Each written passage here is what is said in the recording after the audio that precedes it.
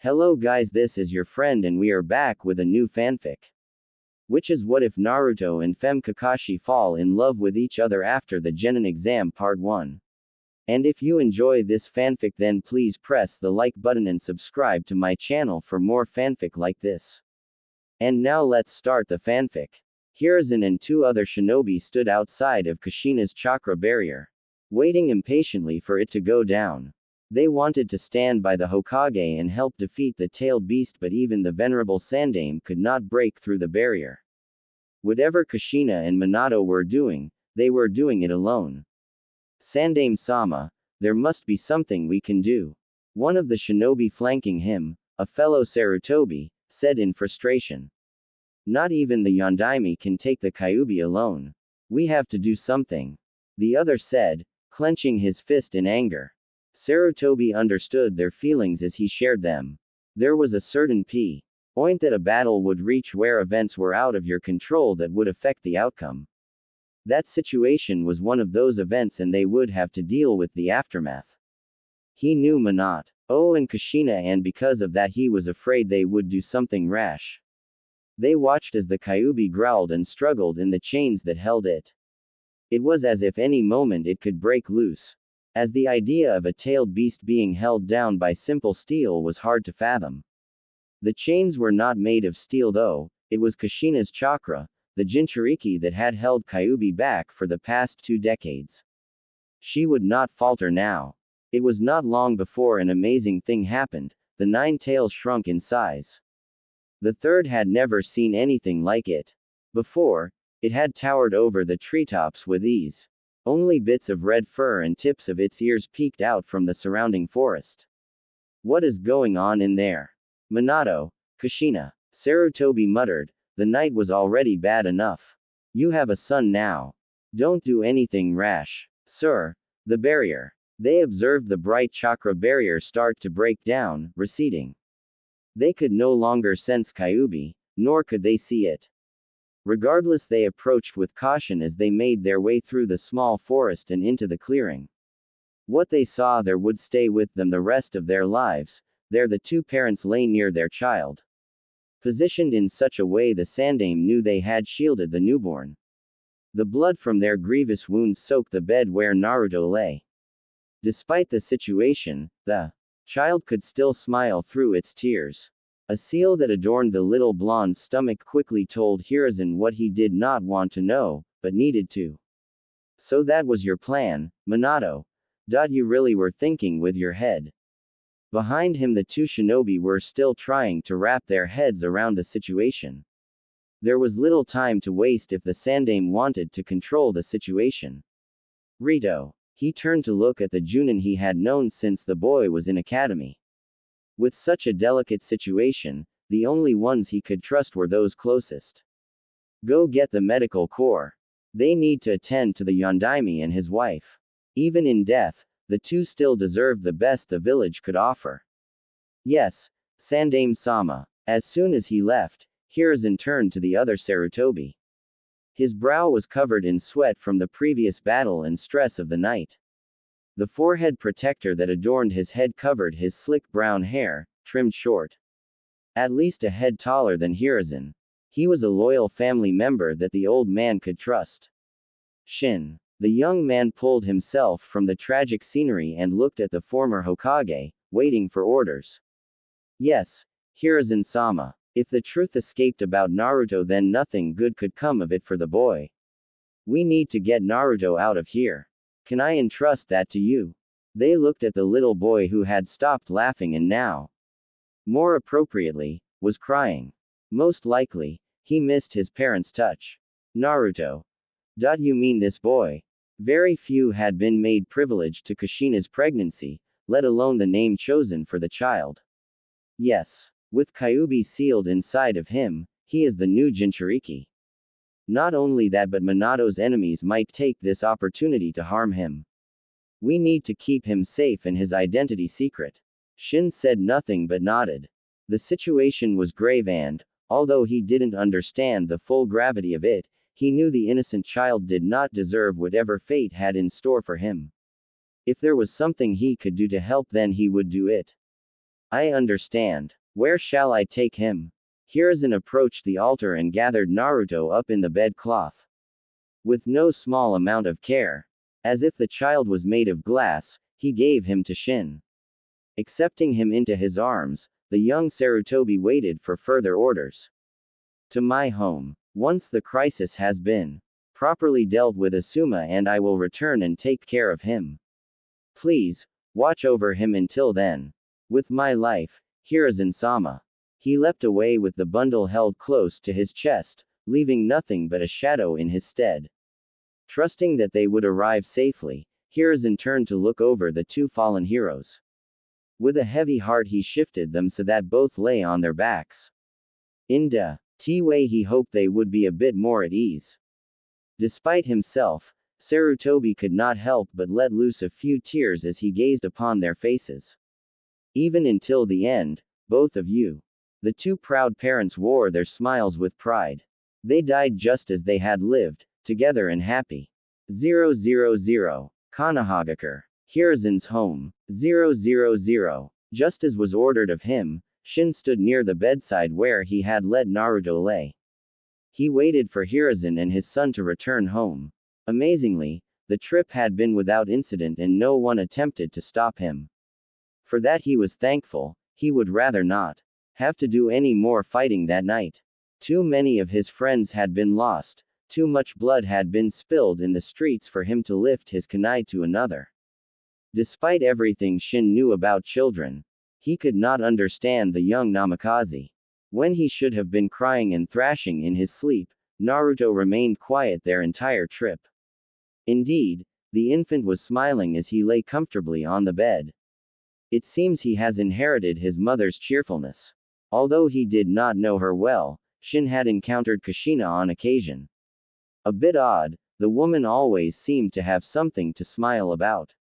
He realized now that it was a blessing she had bestowed upon her child. It would be interesting to see whom the child would resemble more, the Yondaime or his wife. The door to the home opened and Shin heard two people enter. Both were talking very loudly so he did not have to strain himself much to hear. It seemed Hiruzen's youngest son was arguing about something with his father. Why did you ask me to come back here? We still don't know what happened to mother. Asuma, please. There are shinobi everywhere trying to track down your mother and the rest of those who are missing. Right now I need your help with something. The exasperated elder was clearly having trouble keeping his son under control, understandably. From what Shin understood, she was one of the closest confidants during the pregnancy. Bawako must have fallen victim to whatever plot released the Nine Tails. It was a loss that would be hard for any of the Sarutobi to recuperate from, let alone her youngest son. What could possibly be more important than? The bedroom door opened and the dark room was illuminated by the hallway light. Shin bowed in respect as Hiruzen and Asuma entered. Their eyes on the bright blonde baby. Hiruzen-sama. Well done, Shin, thank you. With that, the guardian excused himself. Surely he had friends and family he needed to attend to. Asum did not understand what was going on and looked to his father for guidance. Who was this kid? He did not look like a Sarutobi with his bright blonde hair and whisker marks. This is what I need your help with. What I am about to tell you cannot leave this room, do you understand? His son nodded slowly, dumbfounded by the situation. From now on, this child will be your younger brother. It'll be up to you to teach him what it means to be a shinobi and to watch out for him. Hiruzen knew he was asking a lot from Asuma. His wife he was afraid was surely deceased and that kind of impact would hurt their family greatly. There was no doubt that their strength and loyalty would be tried as they juggled rebuilding the village and caring for Naruto. There was one thing that the seasoned shinobi knew though. And that was that they could not allow the Yondaime's sacrifice to be in vain. If there was any other way, Hiruzen knew that Minato would not have sealed the Kyuubi inside of Naruto. Whatever plan he came up with, it was their duty to make sure it was carried out to the end. To-san, I know I said that having a little brother would be nice, but this is the Yondaime's kid, right? Shouldn't they be? Hiruzen looked at his son, His face told him why that sentence should not be finished. So that was the price Konoha had to pay in order to defeat the Nine Tails. This child was their legacy now. What kind of guy would he be if he refused? The older Sarutobi watched as his son's face hardened into what he knew was determination. He placed his hand on Asuma's shoulder and silently thanked him. We will talk more about this in the morning. For now, I want you to stay with Naruto while I organize the search efforts. With his father gone, Asuma was unsure of what to do. Alone with Naruto, his strength and earlier confidence was sapped. He knew next to nothing about babies, being the youngest of the Sarutobi. Holding back a sigh, the now older brother unzipped his flak vest as he made his way to Naruto. Gently, he sat next to his sleeping form in an effort not to wake him.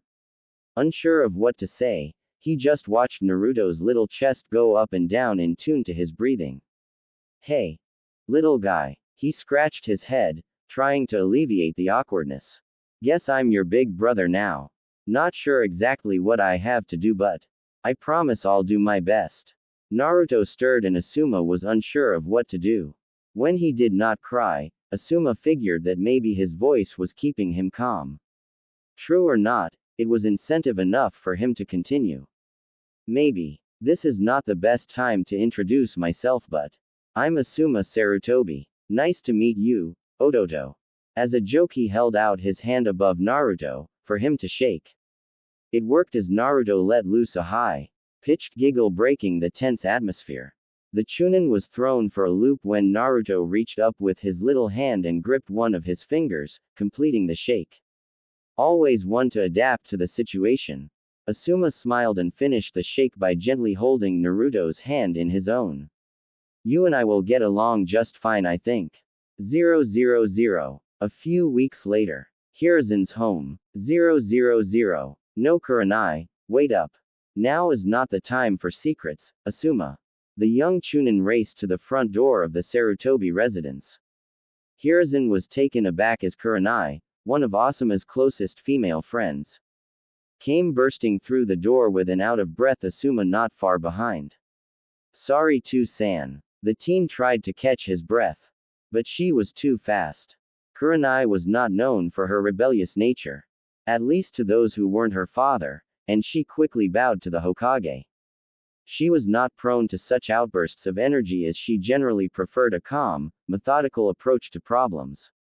But Asuma had been too frustrating and tight-lipped about whatever was happening at home, having to skip their lunches early, shopping for little kid clothes. Her intuition told her something was off. My apologies, Hokage-sama, but I would like to ask you a question. Hiruzen already had a sneaking suspicion of what it was, and he began to wonder if he could turn this in his favor.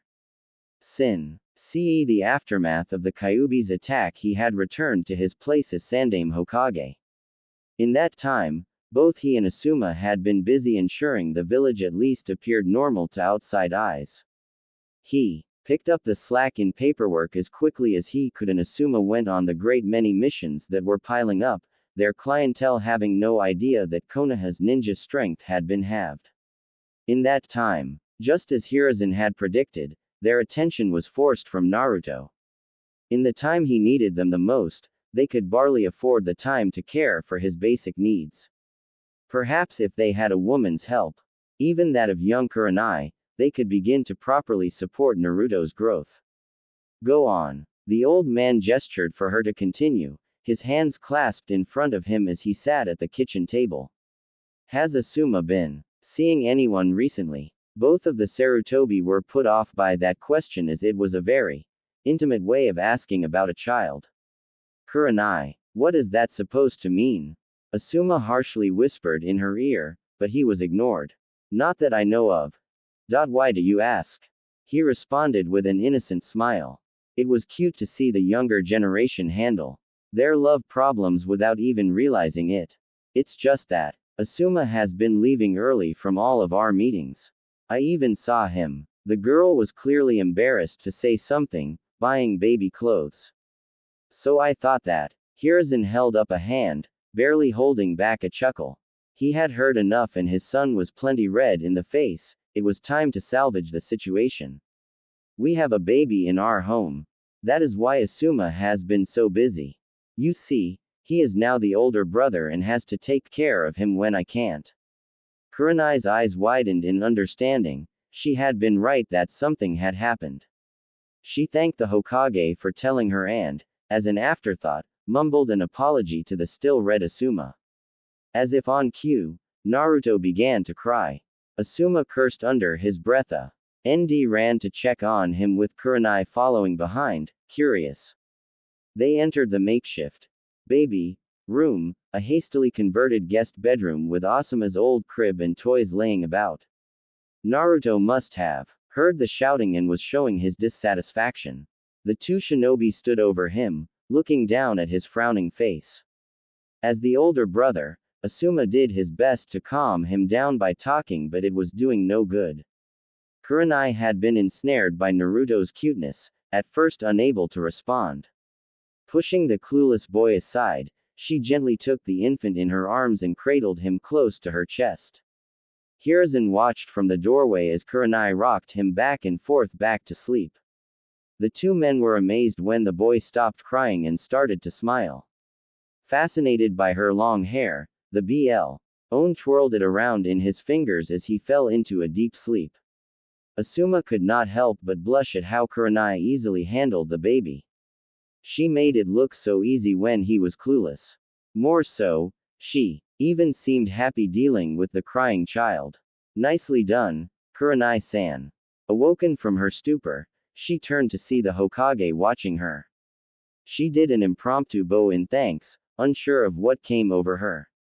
It just felt natural to hold him in her arms for whatever reason. Kurenai. You are amazing. Asuma whispered, making the girl blush. It is nothing, really. She tried to assure the both of them. Still holding Naruto close. Perhaps it is not my place to ask something like this of you, Kurenai-san, but Asuma and I would appreciate any help you can give us. We are trying to take care of him without help. But it is too much for the both of us. With a woman's touch perhaps. You could do more good than we can. Kurenai had no reason to accept other than it being a request from the Hokage. She was not even sure who the baby's parents were, or what his name was. That much work coming to see him every day would surely tire her out. But he was cute, she had to admit. NEGI-RL would fall for those whisker marks and bright blonde hair. Blonde hair. Her eyes widened. Suddenly she had a better hunch of who that baby belonged to. There was no need to say so though, as he assumed that his presence there was some sort of secret. As if to acknowledge what she just figured out, Hiruzen approached her. He placed a heavy hand on her shoulder, making her look up at him with her crimson eyes. They needed to make sure she understood the situation. It goes without saying that we have been trying to keep him secret. We would both appreciate it if you did the same.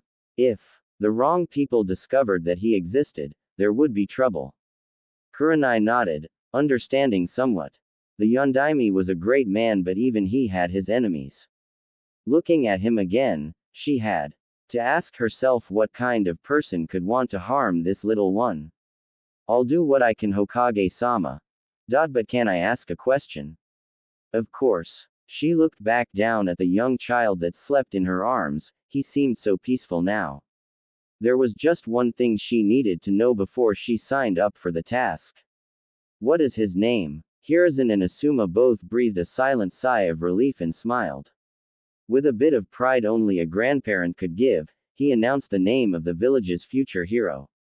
Naruto Uzumaki. 000. Konohagakure. Ninja Academy. 000. Are you sure about this, Asuma ni? It's finally time for you to get out of the house and go to school, Naruto. San and I both agree on it. Asuma and Naruto stood in front of the school gates as the first day of academy was starting. The new students were all saying goodbye to their parents and heading inside. There were a few like Naruto who were apprehensive, but they were soon dragged along by friends. Unfortunately, Naruto didn't have anyone like that, so it was up to his older brother to get him inside. But why do I have to leave? You need to grow up to be a shinobi like me and Tu-san. They will teach you how.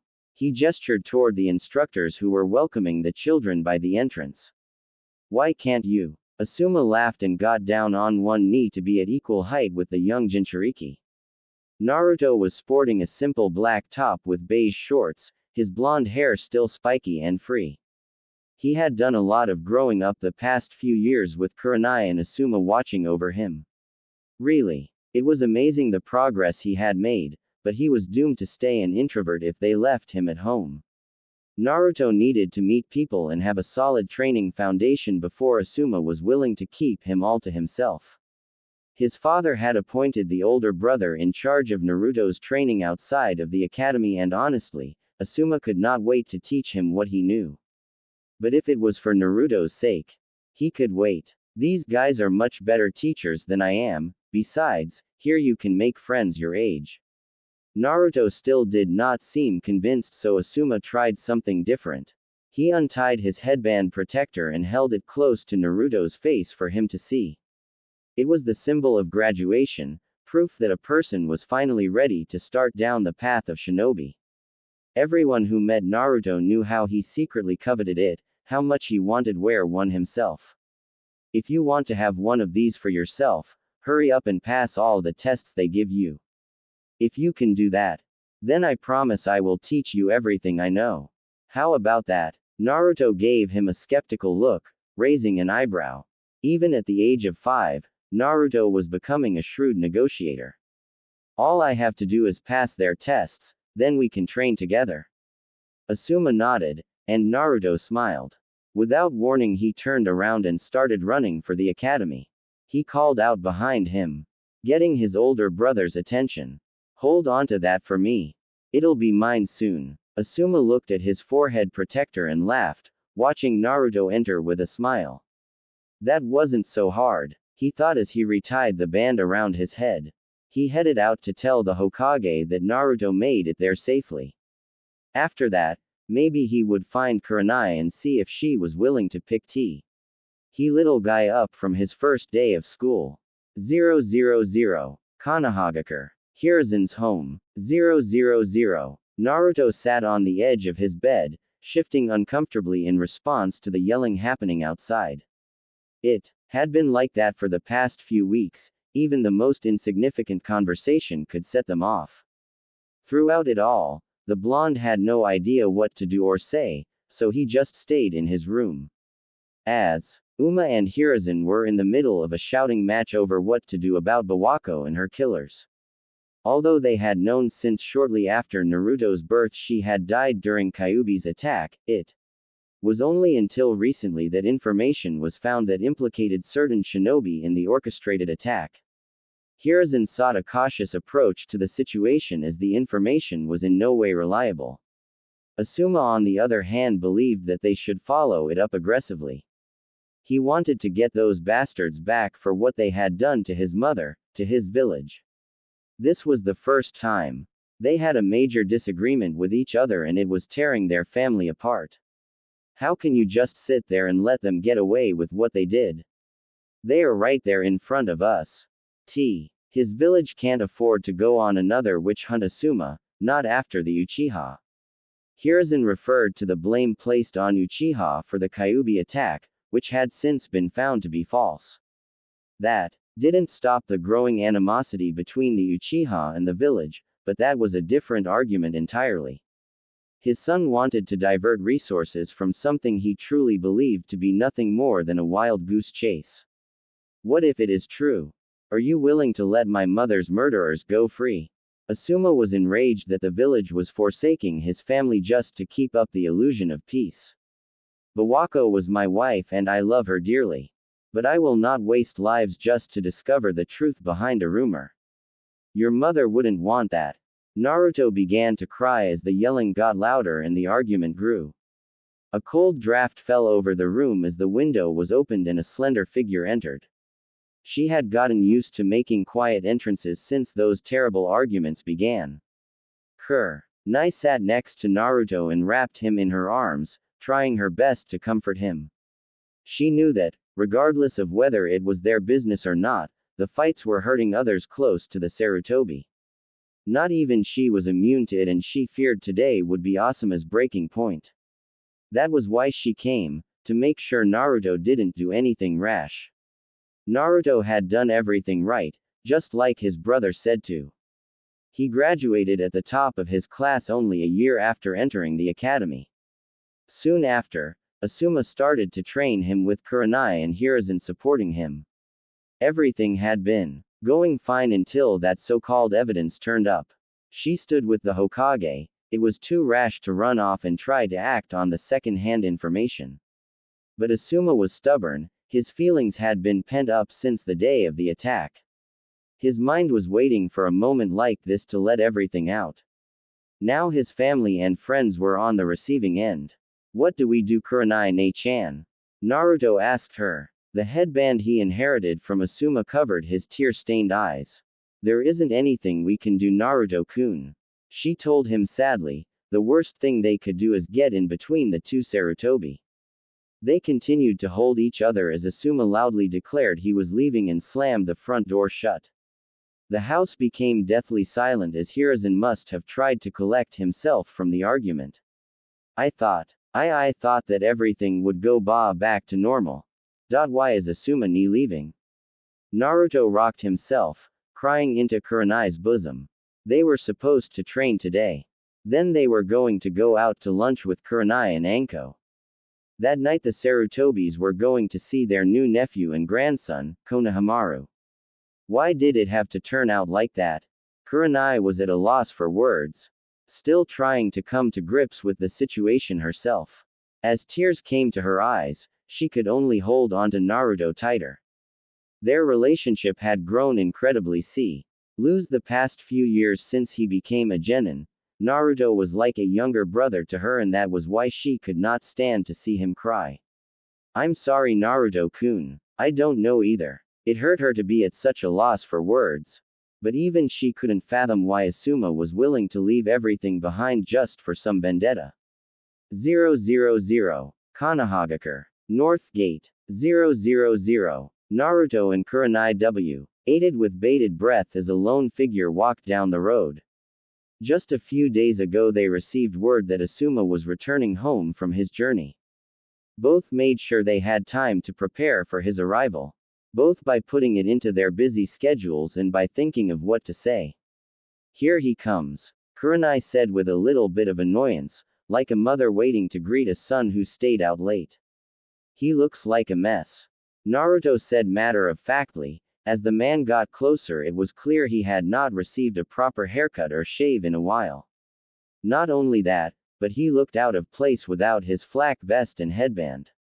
It was at that point that both of them would use the term bum to describe Asuma, although they would never admit it. Lucky for him, the village had been thriving even with his absence. Naruto and Kurenai both had been doing well by using each other as support. With Hiruzen's encouragement, Naruto even got to go on a few missions with Kurenai to keep his skills sharp. Due to Naruto's sensitive position, he was left out of a genin squad.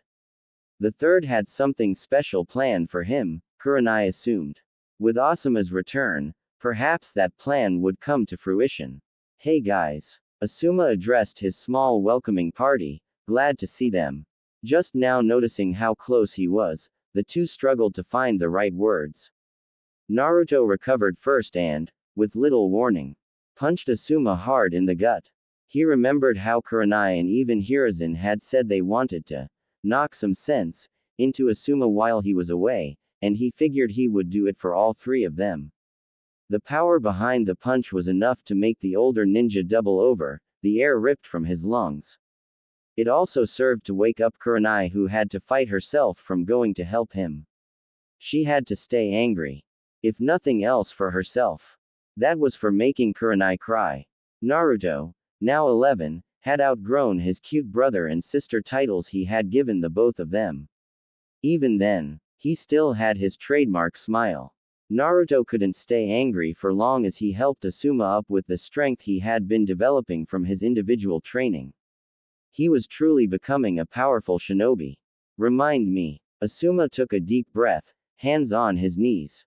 Never to do that again. He looked at the woman in question and saw her in her usual angry stance, arms crossed, red eyes locked on target. As usual, he thought, that he be the object of it. This time he rightfully deserved it for leaving them. Hello Kurenai. She just gave him a nasty look before walking off, the cold shoulder making him feel absolutely frozen. Well, guess I did deserve that punch. Don't worry, Kurenai is always like that when she is angry. Naruto seemed to know this as well as he did. Within the next few days she would be back to normal.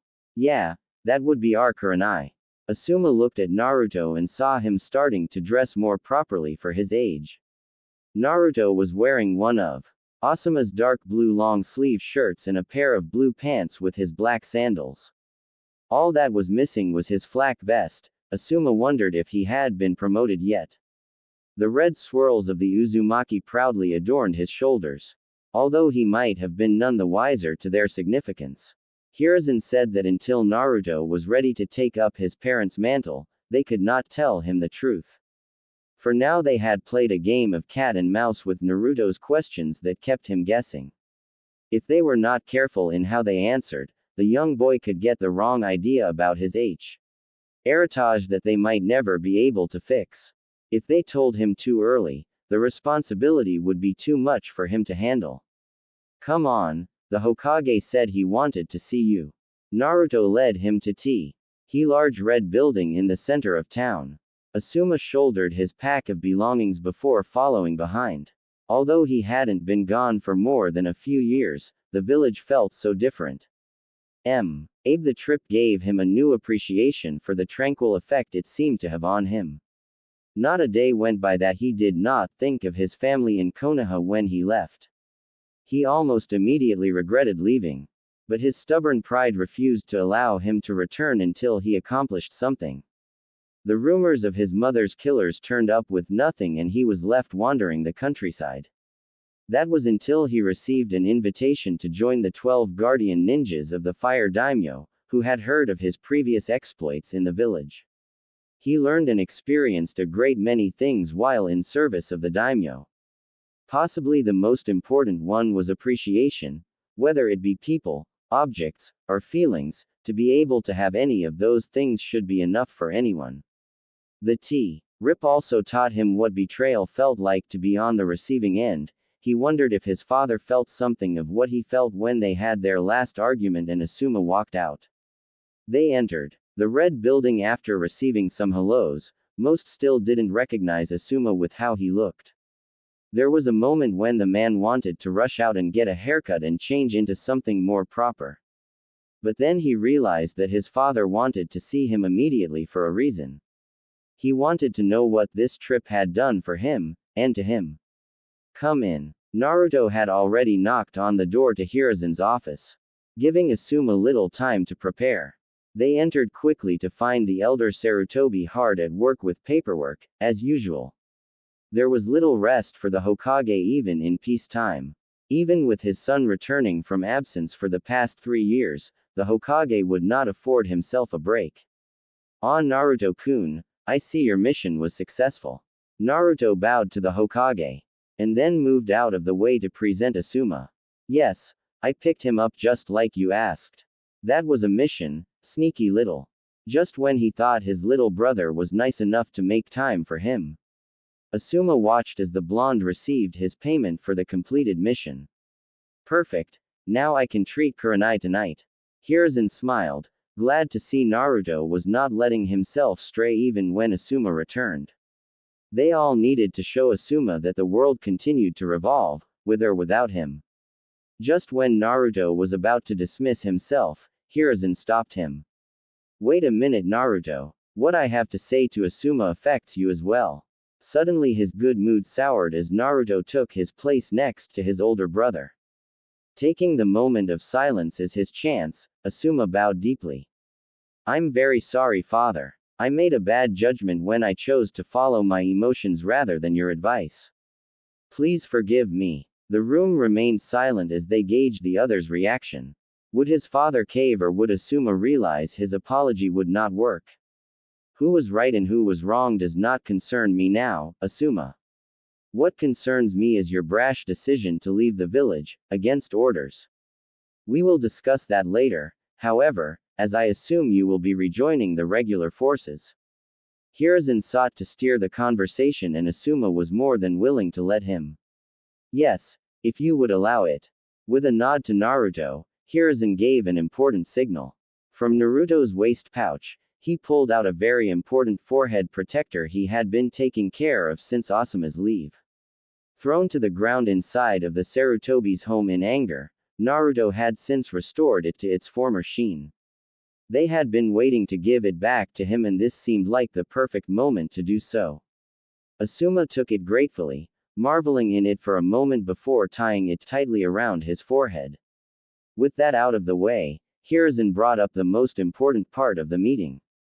It had to do with Naruto's progression as a ninja and how it was in danger of failing.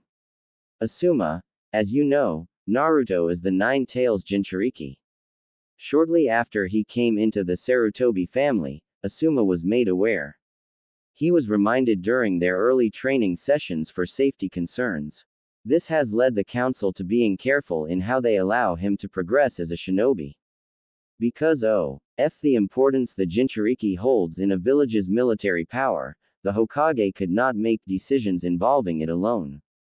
That left the council with a certain amount of power to better control Naruto as they saw fit. Much of the pressure was no doubt from Danzo attempting to keep the blonde from becoming too powerful or influential in the village's processes. Asuma had feared something like that might happen, but he had hoped Hiruzen would be able to close off their protests. It seemed as though it was impossible for him to do alone though. Now that you have returned, I can finally start moving forward with Naruto's training. I am going to put him under your tutelage and, because your rank is already Junin, there should be no trouble you taking him on missions.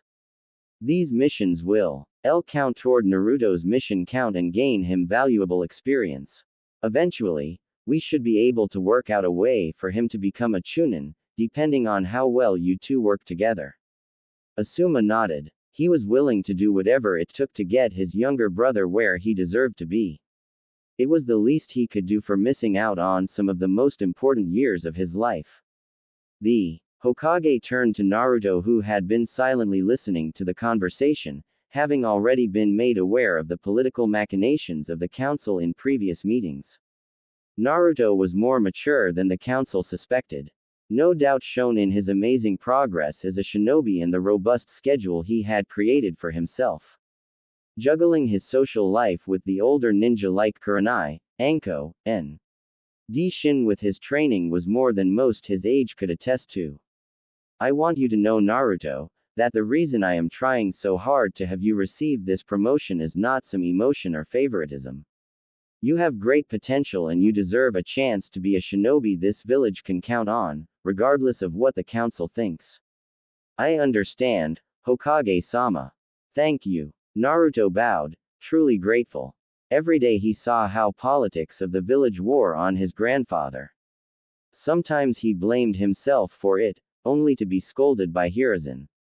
None of it was Naruto's fault, if anything it was Hi's own for not being able to reel in Danzo from his political schemes.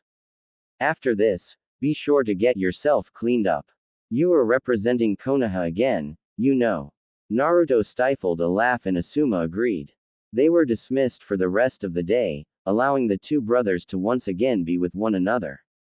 With one arm around the blonde's shoulder, Asuma promised that day was the start of something great. Maybe he was right. 000. Shortly after the two left Hiruzen's office, another figure appeared for an audience. They had a slender figure, covered with gray armor and tight black cloth. Their face was covered by a porcelain mask that took the shape of a dog, red and black markings running along the face and eyes. Long silver hair reached down the middle of their back, with a few strands that fell idle over the left side of her face. The Anbu did not wait to be addressed before beginning to speak. They knew each other well enough to know how to speak comfortably. Even then, her place required her to be as formal as possible when speaking to the Hokage. You wished to see me, Hokage-sama. Her light, dull voice easily betrayed her boredom. Not even the Anbu were immune from long breaks between missions. Especially so considering the work they had to do.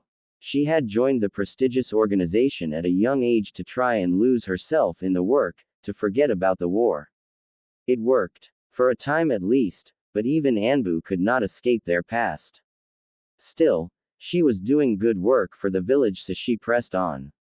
Yes, Inu, I have a new mission for you. She waited for the details. Another tracking and assassination of a missing nin. There seemed to be more and more of those since the Uchiha clan's destruction. Whether they feared for their own lives or the village had changed in some way they did not like, she did not know. However, there was no escape from her ninkin. Understood. We will begin immediately. The Anbu turned to leave. Hiru. Zen asked her to wait a moment as he had something else to ask her.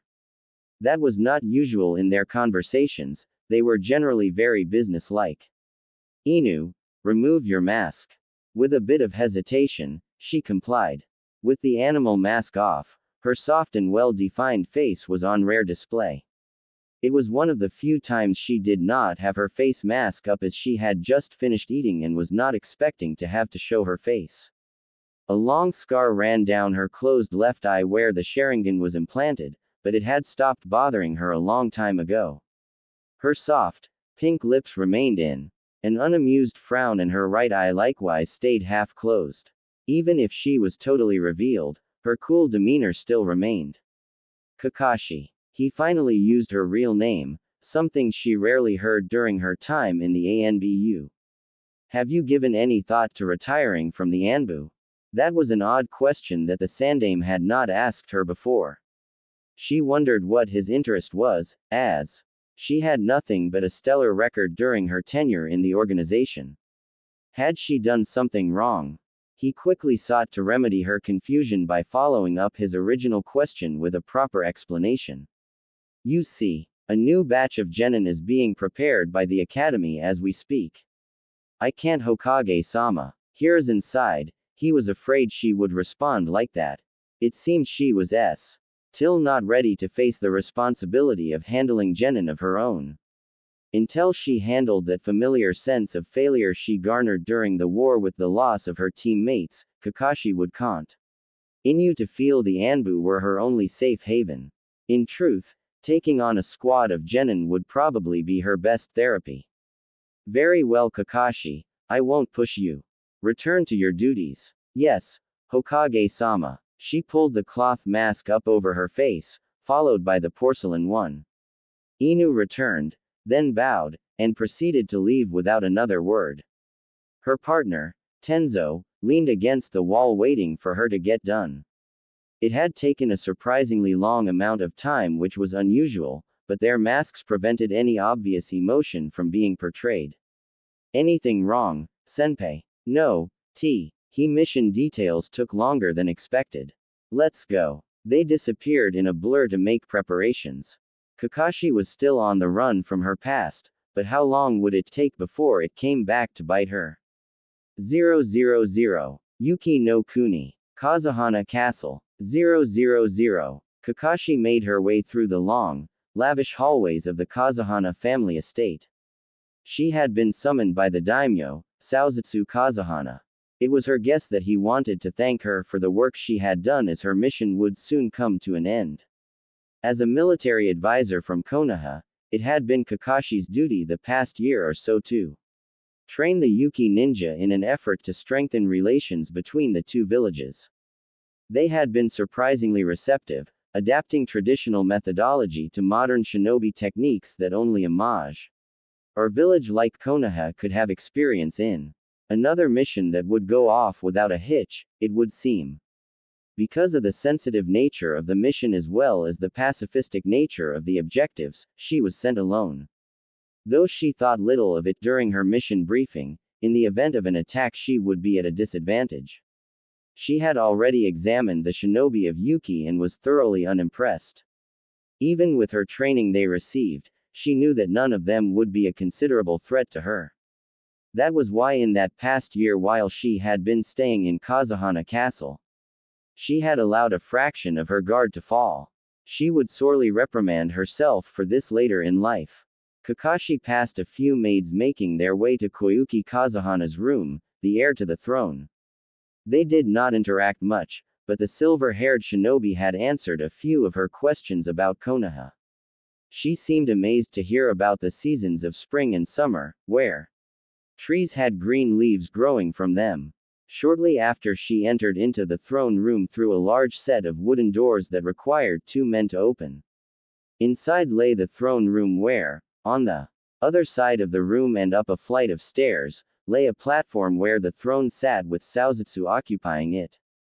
The Anbu walked forward until she was at the steps where she bowed in respect. The man adjusted his glasses and smiled.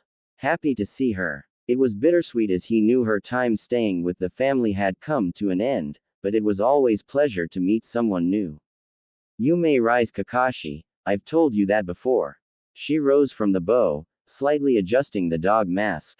Apologies, Kazahana-sama. Somehow he questioned whether she meant that, but he ignored it.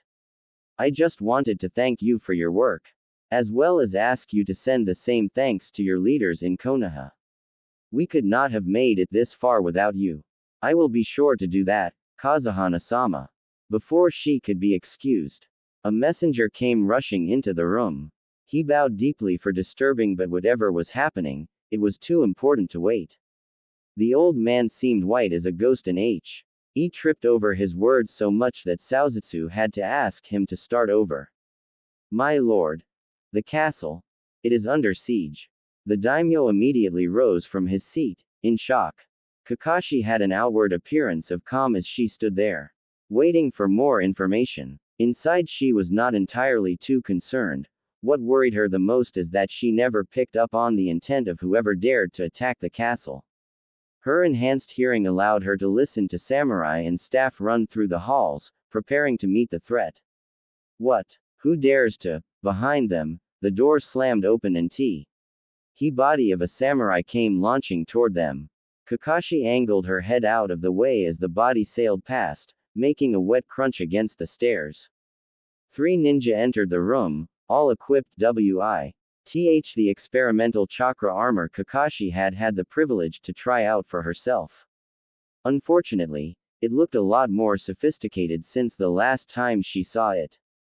Their leader was one she recognized. A prominent Yuki ninja by the name of Nadare Ruga. His long, lavender hair was tied into a ponytail and his pupil-less teal eyes stared at her with a hungry tint. She had avoided his pitiful advances since the beginning and she assumed his frustration would be enough to give up, apparently not. Saozutsu Kazahana and the infamous Kakashi Hatake, just the 2 people I wanted to see. He said in an arrogant tone. As if he already had control of the situation. Saozutsu knew the shinobi and already had a sneaking suspicion of where his loyalties lied. His concern was elsewhere, for his daughter. Kakashi. Please get my daughter out of the castle. The daimyo pleaded as Kakashi got into a fighting stance, knees bent and hand on her tanto sword. I will handle these intruders, Kazahana-sama. Please escape while I do. Underneath her mask, Kakashi released the Sharingan. The 2 shinobi on Nadare's flanks, a woman with pink hair and a large man with dark pupils, launched forward in an attempt to kill the daimyo. Kakashi launched forward in a blur, faster than any of them could see. Her image reappeared behind both of them in midair, her sword had already swung. Both enemy shinobi saw cuts over their chest and fell to the ground, clutching themselves in pain. Nadare revealed his own kunai and met Kakashi in close combat. Inches from each other as their blades met and sparked. The disgusting man mocked her by sniffing her hair. Ah, what a wonderful scent you have, Kakashi. She overpowered his defense and prepared to slice through his armor, but an attack on her flank forced her to turn. Mizore had launched his metal arm at her, hitting her right in the face. It sent her flying back and into the stone wall, punishment for letting her guard down. Her dog mask shattered, revealing her red Sharingan eye tracking the 3 enemy shinobi, her mind already working on a counter. A cornered animal is the most dangerous, be careful. Ruga said as they approached to finish her off. The Kakashi in the wall exploded in a cloud of smoke, revealing it to be a trick. A series of smoke bombs dropped onto the ground from the ceiling, preventing them from seeing. In quick succession, Kakashi used pinpoint taijutsu strikes to bypass the chakra armor of Nadare's comrades and knock them unconscious. Before she could reach Nadare, the fire spread to T-air part of the building and more Yuki shinobi appeared. Kakashi knew there were too many even for her to handle easily. She leapt over Nadare's head, launching her leg back down where she slammed the back of her foot against his head. While he was dazed, she landed and sliced her way through the ninja guarding the entrance. Remembering Koyuki, she ran in the direction of her room. On her way, he passed many bodies of servants she had learned the names of over the past year. She hoped Saozutsu was able to escape, but as the blood and fire followed her, that hope shrunk. With the sound of enemy ninja close behind, Kakashi slammed through the door that led to the princess's room. She stood there, alone in front of a vanity mirror. As Kakashi went to grab her, the man-made fire spread to the door and started to envelop the room, frightening the poor girl who saw the reflection in the mirror. The shouts behind Kakashi grew louder as she whisked the girl into her arms, the sword on her back preventing a piggyback. Hang on tight and close your eyes. Kakashi shifted her onto one arm and reached into her waist pouch for shuriken. There they are, get them. Nadare's voice came from the door, but it was too late. Kakashi dashed forward toward a large window, throwing a few shuriken to weaken the glass. With a less than graceful crash through the makeshift exit, the two girls were outside and running for their lives across the castle rooftop. Fire was everywhere, forcing the Anbu to watch her step. Screams and sounds of battle echoed all around, but she pressed on with her precious cargo. Once they escaped the compound, Kakashi used the shadows to avoid the Yuki patrols. They were catching any who tried to escape, generally executing them on the spot. With a bit of work, she was able to find a dog sled often used for travel in the region and placed Koyuki onto the back. She held up a gloved finger to her masked lips, signifying the girl stay quiet. Not waiting for a response, Kakashi covered her the best she could with a beige tarp generally used to hold down cargo. As soon as she got the dogs awaken up, she began to use the reins to control them. Oi! Who's over there? Kakashi looked over her shoulder and realized that even with the blizzard overtaking the mountain palace, the Yuki shinobi were able to see their shadows. There was no time to eliminate them, she had to escape now. Let's go. Kakashi shouted to the dogs, and that got them moving with a harsh jerking of their collars, shooting off for a nearby mountain pass. Behind them, the railing Yuki shinobi became small shadows in a larger orange haze. Kazuhana Castle was burning to the ground. As much as Kakashi wanted to say someone had escaped alive other than them, she doubted it. Koyuki could wait no longer and looked up from her hiding place after realizing they were moving. She looked up and saw her once beautiful home now on fire, her father still inside. The situation was too dire for Kakashi to gather her coat, so she was forced to keep her upper body moving for warmth. When she looked behind to check their progress, she noticed Koyuki sobbing.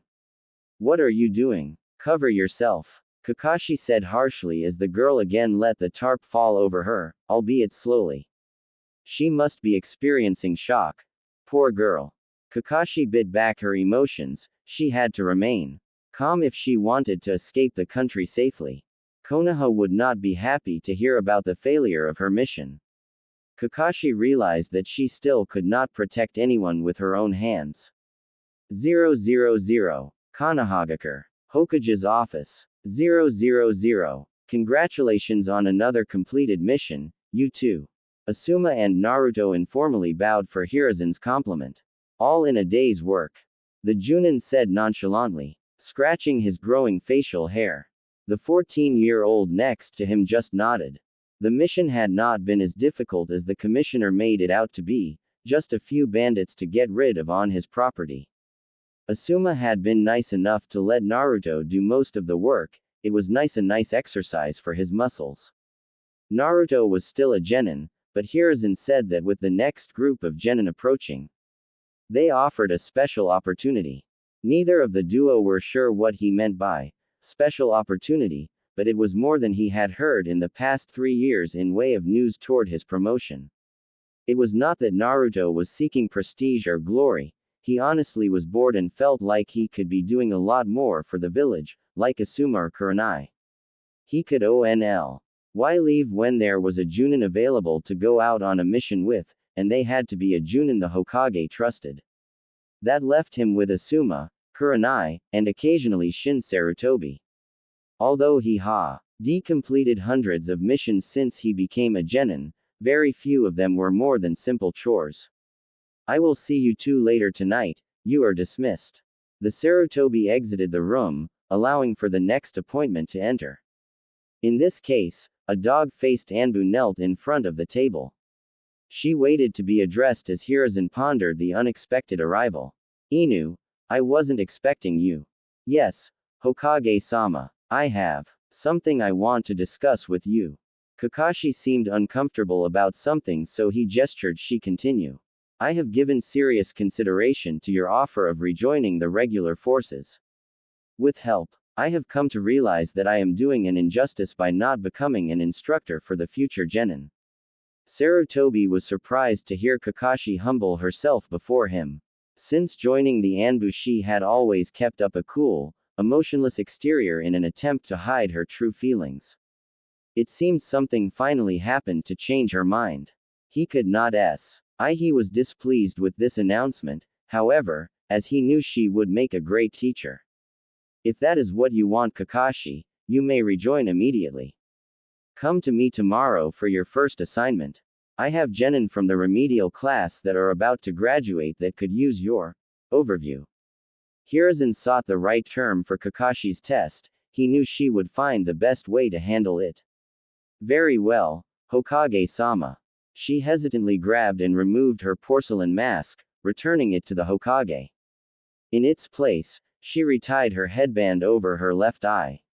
Relatively unobstructed, her long silver bangs fell lazily to her left side, partially covering the protector. Thank you. She bowed and then disappeared in a blur. Hiruzen waited a moment and then nodded to himself. He made the right decision after all. The answer he wanted was in her change of tone. Kakashi was already changing back to her old self, emotions she forced herself to hide resurfacing with the mask being taken away. 000. Konohagakure. Training grounds. 000. Naruto slammed his fist into the training dummy, shattering its frail straw form. That was the fourth one he had destroyed and he had only started to sweat. The night training was something he had begun recently. In addition to the rest, it mainly served as a stress reliever. Regardless of how supportive his family was, being stuck as a genin for 7 years was frustrating. He knew he had to be patient, that his situation was delicate, as a Jinchuriki, but it still bothered him. How much longer would he have to wait until he could finally show his potential? Naruto stood there for a moment, collecting himself. He still wore a similar uniform to when he was younger, the standard Konoha outfit sans the vest. Since then he had added a pair of fingerless gloves that he felt comfortable in while training. Right when he was going to call it a night and return home, there was a flash of red in a nearby training ground that caught his attention. Was someone using Kaden? He was decidedly curious and went in search of the person using the adjacent grounds. Fire release had always interested him since Hiruzen told him stories of the Sarutobi and their impressive use of the element. Thinking he could learn a thing or two, Naruto didn't think of much else other than observing the jutsu in action. When he arrived, it was a bit hard to make out the person. But he realized it was a woman relatively quickly because of her slender figure.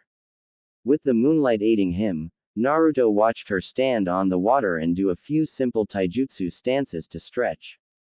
She wore the standard Konohagakure uniform, but her shirt and pants clung tightly to her figure rather than the normal, loose attire. On her hands she too wore fingerless gloves. But they had metal plates on the back. At a certain point along her sandals, bandaged adorned them and covered most of her lower leg. What stood out the most was her long, silver hair that seemed to capture all the light. It seemed to shine on its own. Naruto had never seen anything like it before. Needless to say, Naruto was a bit smitten. He watched her for a time from the forest. Not sure who she was or what was on her mind. No, he was content just to watch, ensnared by her graceful movements and deadly strikes.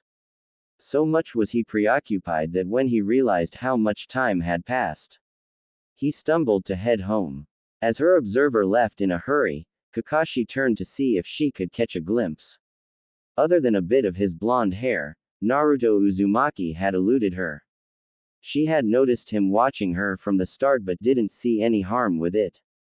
In fact, she found it somewhat flattering someone took interest in her training, even if it was just a genin. Hope. Yuli he learned something other than how to stalk a woman, she thought as a joke. Perhaps I'll have the challenge of teaching him one day. Kakashi wondered for a moment before returning to her training. She needed to be ready to meet the genin tomorrow. There wouldn't be any mercy thanks to her refreshing training experience that night. A group of thugs traveled along one of the many dirt roads that connected the land of fire's cities and villages. They were a disgusting lot. Dirt caked their faces and dried blood covered their ripped garments. Some of them were nuke nin, runaway ninja that had forsaken, or been forsaken by their home village. Not even they had a shred of honor left, choosing to use their techniques for greed rather than for the greater good.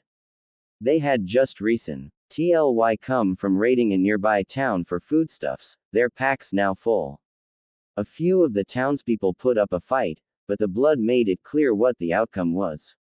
It seemed that they had been making an enemy out of the surrounding region and were planning to leave soon to avoid the authorities. Unfortunately for them, it was too late to escape. The sun beat down harshly on the band of renegades, no trees were around to cover them.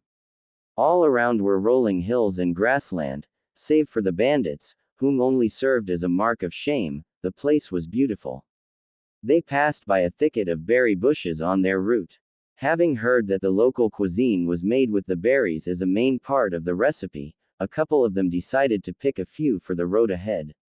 The main group paid them no heed and continued on the way. That disregard for their surroundings and fellow bandits would be their downfall, as none of them noticed the two get roughly dragged into the bushes.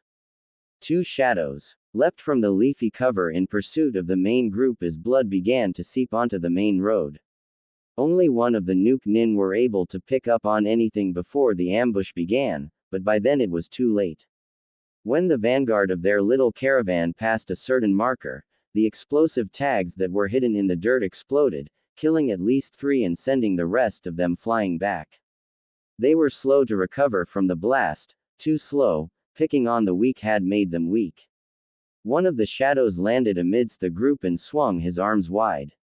Blood went flying as the chakra enhanced blade cut through those in range and scattered the others who were too afraid to fight.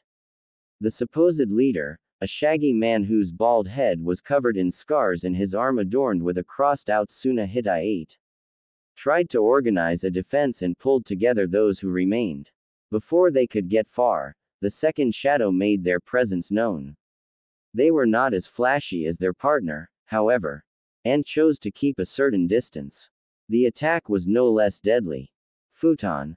Swiren Repu. A dozen kunai were let loose from what felt like all directions, each seemed to have its own target. The leader was able to escape the attack only to see the blade turn in direction and follow him. Having never seen such a technique, he panicked and put all his efforts in dodging the lethal blade. What this caused him to miss was the first shadow, now revealing themselves to be a Konoha shinobi, finishing off the rest of his men. How could something like this happen? The Suna shinobi again rolled out of the way, but the kunai was close behind. Looks like your luck has run out, pal. Before he could even turn around, the bandit was impaled by a blade of wind. Asuma watched as the final enemy slumped to the ground, having fallen to his flying swallow taijutsu. The kunai that had been targeting the leader fell harmlessly to the ground as Naruto's technique ended. The blonde revealed himself from a nearby depression in the ground where he had stayed hidden. Even with his distance, Naruto had scored 4 hits with his technique and had successfully distracted the leader. Not bad, Naruto. I was expecting more though. I win again. Asuma bragged about his victory even though they both achieved roughly the same amount of kills. Naruto dusted himself off from lying low in the grass. His blue pants would have stained if he remained any longer. Not one to be so concerned about simple numbers, the whiskered genin shrugged.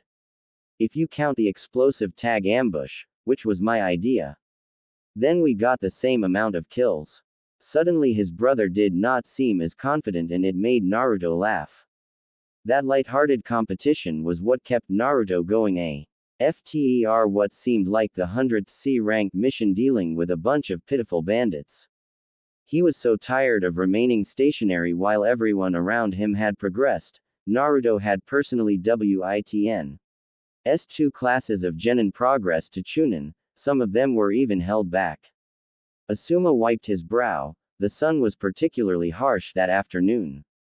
He saw his brother was not as concerned with only a mesh shirt and pants on. The faster they finished up getting rid of the bodies, the sooner they could head home. Come on, Naruto, give me a hand with collecting the bodies. Remember, we are supposed to see Hiruzen by sundown. With a grumbled affirmative, they gathered up the majority of the bandits in a pile and set fire to the bodies. There was no reason to waste energy to take them to so. Morgan, they did not deserve the cost of burial. It was much easier just to give them an impromptu send-off with a Kaden technique, which Asuma provided. The missing nin were a different story, however, as they had active bounties on their heads. All Junin had a bingo book on them, which allowed Asuma a unique chance to reap the rewards of the situation. With a nice bonus awaiting them as long as they brought the bodies back. Asuma brought out a scroll and quickly sealed them away. Now that that nasty business was over, the duo could return home. Since the mission was not all that taxing and they were relatively close to Konoha already, the two decided to just enjoy the walk home. It might very well be the last mission they share together, after all. 000. Konohagakure. Hokage's office. 000. Hiruzen was just finishing up the last of the day's paperwork when his last appointments for the day walked in. A smile came over his worn face as he saw his son and Naruto return safely. When they requested to be given one more mission together, he was unsure of which one to give them, and felt a bit uneasy when Naruto picked another combat-oriented C rank. It seemed that the trip together made whatever the risk was worth it, as neither had lost their smile they set out with. Asuma, Naruto, I hope things went well. The Junin nodded and placed a scroll on the Hokage's desk for his safekeeping. Curious, he waited for a proper explanation as he examined the seal placed on the beige fabric. We eliminated the bandit party as asked without any complications. Among them there were a few nuke nin that had outstanding bounties in the bingo book, so we made sure to collect the bodies. Now he understood the situation. It was fortunate the two made such a strong duo. Regardless of their rank, any nuke nin was worth being cautious over. Very well then, after the bounties are totaled and collected you will receive a bonus. Nice work, both of you. They bowed, but chose to stay as they felt there was more to be said. The Sandaime lost his smile as it was replaced with a mixed frown. On the one hand, the news he had to give them was positive and it had to do with the long overdue promotion of the 15-year-old genin. The other side of the coin meant that Naruto would no longer be able to go on missions with Asuma, as the Junin had a team of his own to look after. It had all already been decided upon. In fact, they had already been acquainted. Shortly before the two set out on the mission, Teams 7, 8, and 10 were announced. Subsequently, the genin were able to meet their chosen Junin and get to know about one another. It was an important team-building exercise that preceded the official test to see whether they would either pass or return to the academy. As the location and details of that test were unique to each team leader, Asuma chose to put it off. Naruto. The blonde took a deep breath, An odd surge of anxiety flowed through him in anticipation. The council can no longer delay your opportunity to become a chunin. Very soon, you will be put through a unique test that very few genin have ever been put through to see if you are chunin material. Asuma placed a proud hand on his little brother's shoulder. They shared a smile. All the times he had been delayed seemed to slip out of Naruto's mind as he took in that moment. Now in most cases you would go through the chunin exams to receive an opportunity for review. However, your case is unique in the fact that you have waited so long and have displayed many chunin-like qualities already. You need something more immediate, more direct to test your potential. That was not what either of them had been expecting, as they thought with the close-at-hand chunin exams he would be participating. Naruto was happy he would not have to wait much longer, but all the preparation and study he did around the exams seemed to be wasted now. He hoped whatever the challenge was, it was something he already knew how to do. Hiruzen said it was direct, maybe it would be another mission. You will receive more details tomorrow when the council and I present you with the test. But suffice it to say that it will be in mission format. There will also be a team that will go with you, a Junin along with 3 genin. Hokage-sama, you don't mean. Hiruzen knew where Asuma's train of thought was going. But he was wrong if he thought it would be his team. No, for something so delicate as this situation he needed a finer touch. No, Asuma, I don't mean your team 10. That gave the younger man a short pause before another name came to mind, but it too was wrong. Kurenai. No, Asuma. That left only one clear option, and to be honest, Asuma was not that surprised. The fact alone he chose her meant how important this must have been. Kakashi, he muttered, receiving a nod from Hiruzen. The silver-haired Junin had already passed her team of genin a few days prior. It was reason enough to be interested, considering it was her first team she passed. That alone told the Sandaime there was something special in the latest group, but he also had Sun to believe that Kakashi and Naruto had already met. With luck, they would fit together well and perhaps form a better relationship after the mission. They would have to if Hiruzen's plan was to continue to work. Naruto for his part had still not identified the silver-haired Junin he had watched train around a year ago. Out of embarrassment he refused to ask Asuma or Kurenai if they knew who she was. Having to explain how he came to meet Kakashi would have been awkward enough.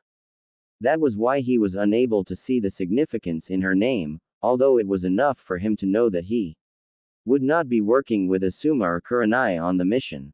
So, when should I report to the mission center? Naruto asked, hoping to move the conversation along. Noon. The council and I should be ready by then, and your team should also be there. Be sure to bring your equipment with you. There is no telling whether you will have enough time to return home and get it. Naruto nodded and then bowed, excusing himself. He wanted the rest of the night to mentally and physically prepare himself for what could be the most important mission he would participate in to date. It did make him a bit nervous. The thought of being with a team, as he was so used to working only with Asuma, but he knew that it was better to learn now than later. Whoever this Kakashi was, he hoped they were strong. The 2 Sarutobi watched him leave before they continued the conversation, which made Asuma privy to what would be expected of the genin. It was risky and dangerous, but with Kakashi there helping him, maybe Naruto could pull through with his life and a new rank. As the older brother, it was time to put his faith in Naruto's abilities. 000. Kanahagakure. Mission Assignment Desk. 000. Kashi was not happy with the arrangement she had been given. Shortly after she passed her first genin team, which by all means was cause for celebration, she was told that she was requested for a new mission. Unable to refuse a request from the Hokage, she was put in charge of this so-called Chunin aptitude test the council had devised for some special genin. Not only that, but she would not be made privy to the mission's details until the genin arrived, who was already running later than she was. Hiruzen waited at his seat in the mission center with Kaharu and Homura at his flanks. They impatiently waited with Kakashi's Team 7 for Naruto to arrive. The genin would never be late for something as important as his promotion without good reason, at least that was what the Sarutobi hoped. A loud banging on wood signaled that the Jinchuriki was running down the hall, allowing the Hokage to breathe a sigh of relief. The door slid open to reveal a huffing blonde boy, at least a head taller than the other 3 genin present. It seemed Asuma had been with him until recently, as he brought the pungent scent of smoke with him. My apologies, Hokage-sama. Asuma-sensei had an important message for me to relay that I had to attend to. Don't worry, Naruto, now that you are here we will begin right away. Kakashi was still gaping in surprise that the genin she was to be testing was Naruto Uzumaki. The Nine Tails Jinchuriki. She always knew he was a special case when it came to village politics, but the Hokage never made any inclination to her that he was planning something so bold. Although they had seen each other on occasion, it was merely a passing glance. The two had yet to directly converse. She supposed that that would change today. Her team took in their fellow genin's appearance and were shocked to see how big he was in comparison to them. Just as they would expect from an older shinobi, he was tall and had a well-defined body. They could see through his mesh t-shirt and open black jacket. Like their sensei, he had fingerless gloves and a pair of blue pants, although they were considerably more loose. Bandages adorned his lower legs where the black sandals met pant leg, completing his outfit. What struck them the most was his appearance. Blonde hair and sun-kissed skin was not exactly common. If it wasn't for his Hittite, his bangs would surely cover his eyes. That wasn't mentioning his unique marks on his face, although the Inuzuka had something similar. Not only that, but there was some sort of aura that poured off of him. It wasn't exactly maturity, but it definitely told them that he was on another level than just another genin. If their sensei's vague explanation added anything, it was because he was basically a chunin already. Now then, as I am sure you all know that this situation is not normal. That is because this situation is very unique. Hiruzen chose his words carefully, as delicate would have fit much better. The mission we have for you is not just for Team 7, but also this genin here. You see, this is a test to see if Naruto has the capabilities required for that of a chunin. Hiruzen was addressing Team 7, as they were clearly the least informed. It will also be a valuable experience for all of you, and a dangerous one at that. Follow your sensei's judgment, rely on each other, and follow orders. Each one of them nodded, still confused about the situation at large. Naruto couldn't blame them, even he did not fully understand what was going on. As far as he could tell, this situation was highly unusual. Now that he had a moment, he could finally take in the fact that he was again in the presence of the silver-haired beauty he had spotted that time not so long ago. Her name was Kakashi, an oddly fitting name he thought as he took in her appearance. When he realized she was looking at him as well, Naruto quickly looked away and focused on the Hokage. Now then, for the mission itself. The Sandaime revealed a mission scroll and quickly undid the seal. It is a commission directly from the Land of Fire's government to deal with a large massing of bandits and nuke nin. Apparently the Y are causing quite a lot of trouble near our border with the Land of Rivers. Considering the details of the mission, it is appropriately B ranked. Every one of their eyes widened upon hearing the mission's difficulty rating. Newly initiated genin being put into such a dangerous situation. Had the Hokage lost his mind? Kakashi held her tongue for the moment but made her discomfort clear by place. Acing one hand on her hip and narrowing her eyes on the council. There was no doubt in her mind it was part of their political scheming to set Naruto up to fail with such a difficult mission. Team 7, take this time to introduce yourselves to your new partner. Naruto, you as well. Finally, it was time to meet the team he would be working with. None of them looked particularly spectacular, but Naruto had noticed that one had the Uchiha symbol on his back. Perhaps he was something of a prodigy, considering the way he acted. The first one to say their name was the Uchiha. He had dark black Hair that seemed to take a shape of its own, properly framing his face with two distinct bangs. His dark eyes pierced Naruto in what he assumed was a way of sizing him up. A blue collar high top and white shorts made up his simple outfit. I'm Sasuke Uchiha. That was simple. I guess he is a man of few words. The pink-haired girl was next and she bowed slightly in respect. She wore a red dress with shorts underneath which did not seem all that appropriate for a ninja. In fact, she seemed particularly cheerful and oblivious to the world around her. She had been watching the Uchiha during the entire meeting. Her fair skin must have been something to be proud of, though, as he had heard Kurenai complain about the new genin and their perfect complexions. I'm Sakura Haruno. A pleasure, Naruto-san. The last one seemed the most normal, if that were an appropriate term to use. He had simple head of brown hair that was cropped short. It seemed to complement his tanned skin. There was a charming, even mischievous tint to his brown eyes as they too scanned Naruto for weakness. His outfit was more utilitarian than the rest, a light green jacket with pockets and long, dark pants. That gave him plenty of room to carry supplies and move comfortably.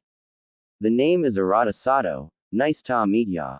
His lax tone got him a hit over the head from Sakura, who told him to respect his superiors.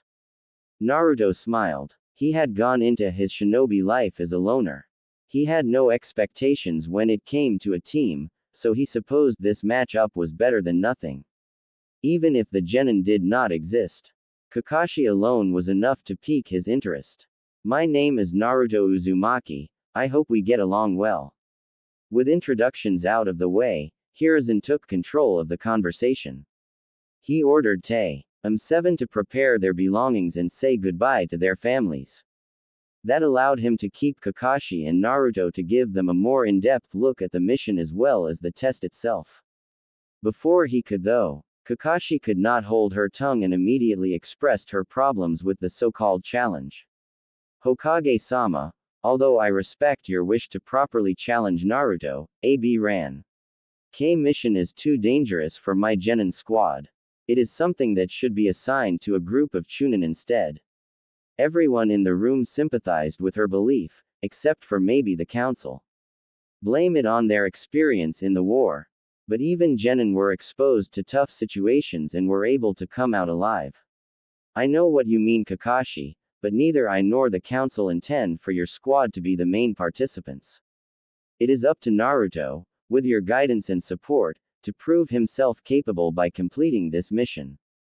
Besides, he hardened his face. Your genin will not survive as shinobi if they cannot handle the rigors of real combat.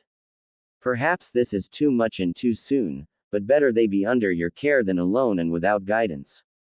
Hokage-sama. Kakashi was surprised he was taking such a tough stance. It was not like him. I'm sorry, Kakashi, but our minds have been made up on the details of this mission for some time now. Please complete it with the best of your ability. Without waiting for an answer, he turned to Naruto. Your objectives for this mission are as follows. Investigate the bandit operations and impede their activities in whatever way you see fit. Assassinate key figures and sabotage their operation in such a way they cannot recover. Finally, discover the core route which has caused such a large amount of bandits to gather in this area. Understood. Naruto nodded. It was much more elaborate than his past missions. The challenge was somewhat exciting. As for the test, Kakashi will be, in addition to actively participating in the mission with you, grading you on not only your abilities but your tactical mind and how you react to certain situations. At any time she has the right to fail you and pull you from the mission, in which you will return to Konoha without any chance of promotion. This is to ensure that, should you somehow become a danger to the well-being of her and her team, she has the ability to send you back. That made Naruto a bit nervous, but he was confident that he would still succeed. His training and the missions he undertook before that point were all leading up to this final encounter. Understood, Hokage-sama. Kakashi. She had been quiet during the briefing, no doubt trying to figure out how she could get Team 7 out of their predicament. Seeing none, She settled for pressing forward with obvious distaste. Understood, Hokage-sama. The same words as Naruto, but with a harsh undertone. Very well then, Naruto, you are dismissed. He bowed to the Hokage and turned to Kakashi, waiting for orders. Meet at the west gate after making your preparations, we will leave as soon as possible. With that, Naruto left the four shinobi alone to discuss even more about the Tei Saint that went far beyond just a simple B rank. The council had more than just Naruto at stake in what they were trying to gain, after all. 000. Outskirts of Konohagakure. 000. Naruto leapt through the trees with Kakashi's Team 7. The Junin taking the lead. Since there was no civilian to attend to, the shinobi were free to move at full speed. It seemed that the faster they got there the better it would be. As they had yet to take a break. He would not have any problems keeping up, but there was some concern the others would not do so well.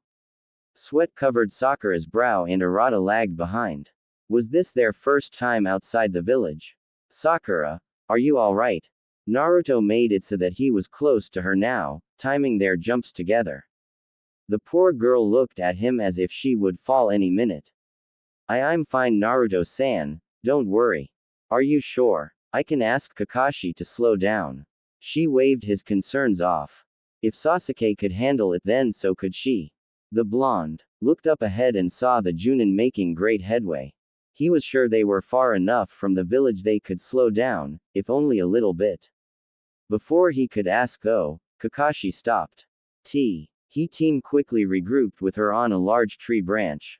She looked over them for a moment and was disappointed to see that they were already exhausted.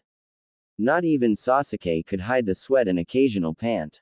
Naruto, on the other hand, displayed stamina that was expected of him without so much batting an eyelash at their speed. We have made it far enough from the village that we can move at a slower pace. If you get too tired, let the group know and we will take a break. At sundown we will make camp, understood? They chorused an affirmative before setting out again, this time at a manageable pace. Kakashi made note of Naruto's concern for his team as well as his observation of the surroundings. Every time she would glance back to check on the others, she would find his eyes wandering.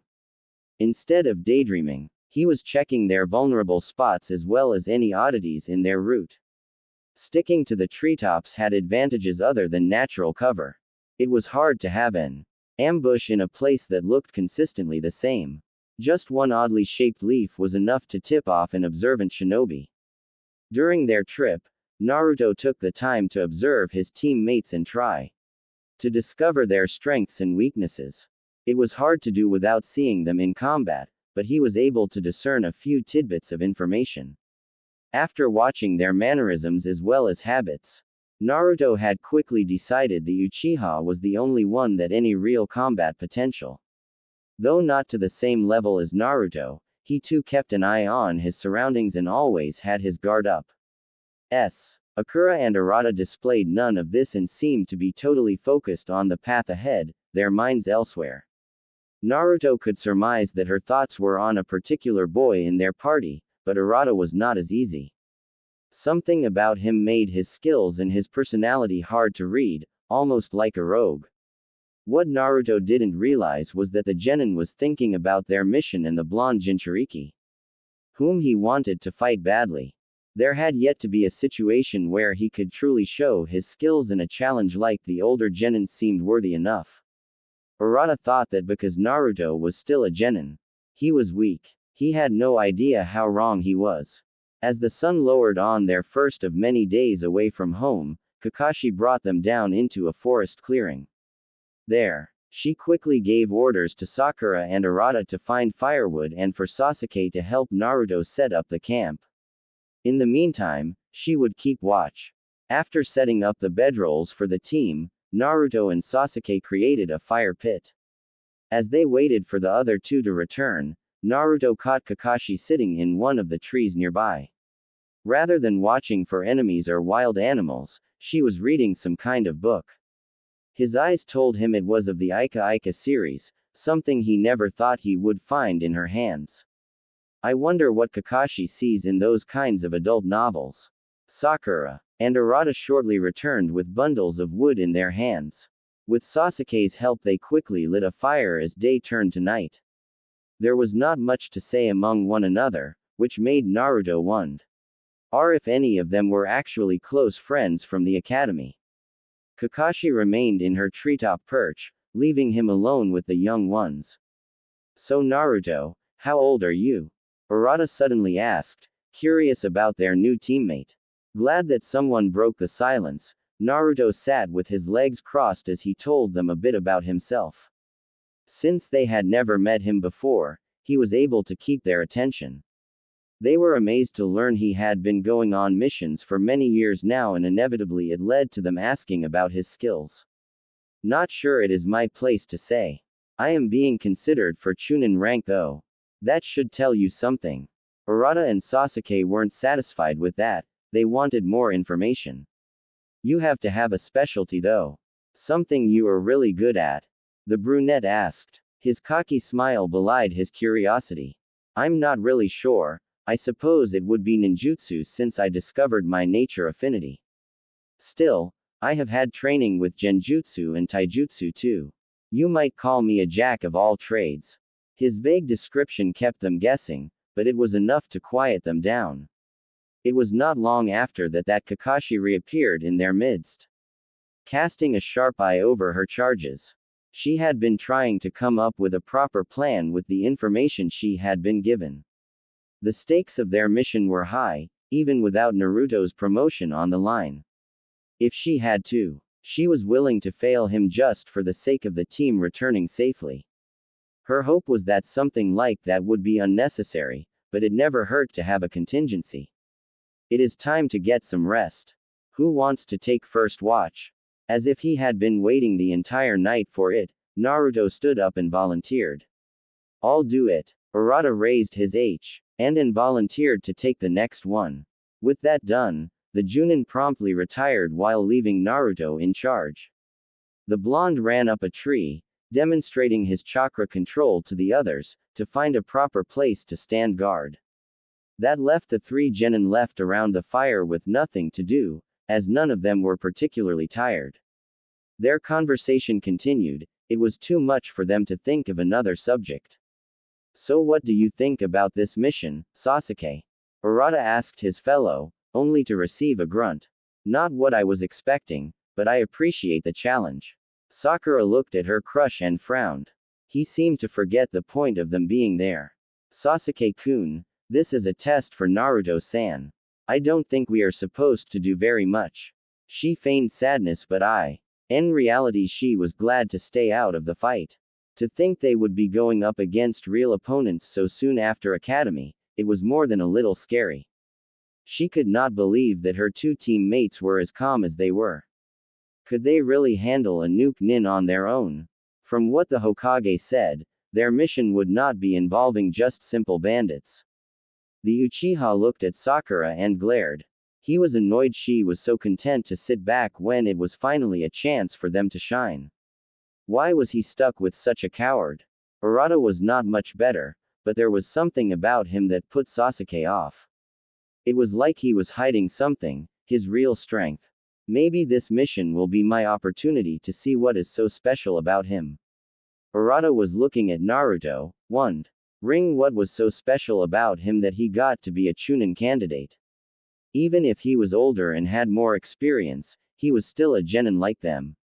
That told him that there was something holding the blonde back. Whether it be skill or something else. That was why he wanted to fight Naruto, to learn more about him. I'm going to go talk to him. The boy said out loud before jumping up into the trees, leaving those two alone. Before Sakura even had a chance to revel in the moment, Sasuke rolled over in his bedroll and promptly fell asleep. Left alone, the pink-haired girl had no choice but to sleep as well. Before Arata even made it onto the same branch, Naruto was already watching him come up. He was clearly taking the watch more seriously than their sensei. What's the matter? Naruto asked plainly, not welcoming the interruption. I wanted to talk to you. You seemed uncomfortable during the team meeting, so I figured you volunteered to get away. What is the problem? Naruto. Was surprised Arata picked up on his discomfort. He was trying to hide it for the sake of the mission. At first he tried to play it off as nothing, to test the boy's observation. I like the key. Ed and I wanted to show Kakashi that I was willing to be a part of the team. Nothing special. Arata made himself at home, squatting down on the branch. He shook his head, not believing the story. Rata's childhood gave him a knack for reading people and he could see through the obvious lie. I think it's more than that. Even if you were nice to Sakura by asking if she was alright during the run, there was a lot of hesitation. You don't seem comfortable when you are a part of a team. So he saw through Naruto after all. If he could, there was no doubt Kakashi could as well. He was sure he would make a mental note to mark him off for that, he thought in annoyance. I was never on a genin team of my own, so I'm a bit uncomfortable in this new environment. I've been so used to working as a duo with Asuma sensei that I feel like I am out of my element. Arata understood that feeling. New situations were always hard to adapt to at first. Funny you say that, I was the same way when we were assigned to Team 7. That got Naruto's attention. You see, Kakashi had to give us a test to see if we could stay as genin or get sent back to the academy. It was a team-building exercise, but we didn't know that. We had to get a bell from her by lunch or else we would fail, so everyone decided to go off on their own. She picked us off easily. The genin remembered the test with a frown, clearly unhappy with his performance. After my first failure, I caught onto the point of the test and decided I would use those two to win. I was able to convince them that we needed to work together. It worked so well they did not even question my reasons. You see, I was going to take a bell for myself and leave them to fend for themselves. That sounded a bit cruel when Naruto thought about it. But when he compared it to a real mission, it made a bit more sense. They distracted Kakashi while I made my move. The plan was going to go off without a hitch. I could easily grab one and retreat before the bell rang. But Kakashi saw through my plan and captured those two, forcing me to choose. It was then I realized that, as a team, you either succeed together or fail together. There were only two bells and I knew that even if I won, in the end I would lose anyway. So I chose to try and save them, and that is how we won. Kakashi was not testing them on their combat ability, she was testing them on their ability to work together. More than that, she was putting their morals on display for her to judge. Arata almost failed, but because he saw through the test, he was able to make the right decision barring his own moral code. That might have caught Kakashi off guard. She probably expected him to take a bell anyway. That was a risky move, to change your objective in the middle of the fight. It was also impressive. Arata just shook his head to Naruto's praise. No, I wasn't that amazing. If anything, the test just showed I was good at manipulating people to make up for my own shortcomings. But it did teach me something. The ultimate weapon is not an object, but other people. A good team can complete any mission, but it is only a good team if everyone understands what Kakashi was trying to teach. Maybe my explanation wasn't so good, but hopefully it helped. The serious atmosphere lifted as Arata scratched the back of his head, embarrassed. Naruto smiled. It had helped him. Suddenly he felt a lot more comfortable being a part of this team. His appreciation for them increased when he realized how they were going to help him become a chunin after all. Thanks. It did help. You better get some rest though, we won't actually be near the land of rivers for another day or so. That means more running. Great. Arata's discomfort during the run wasn't faking. He really did not have the stamina for it. With a playful salute, the younger of them dropped back down to camp to return to his bedroll. He didn't notice the shadow that hugged Naruto's tree trunk. Nor did he realize that Kakashi was out of her bed. She had listened to the entire conversation, a smile growing under her mask. Kakashi wasn't expecting Arata to help Naruto much, so she was pleasantly surprised to hear that dialogue. Perhaps the mission would go better than she was expecting. 000. A couple of days later. Land of Fire, Land of Rivers border. 000. Stop here, Kakashi. I ordered them down into a clearing just a bit off from the main road. They were fast approaching the location of the supposed bandit camp. The team had been moving at a fair pace the entire morning to arrive at where they were now. And she knew there would be a fight ahead. Besides, there was something she needed to go over with Naruto. Take a break and prepare your weapons, we will begin the mission soon. The three genin scattered a bit to make their own preparations while Kakashi waved the blonde over.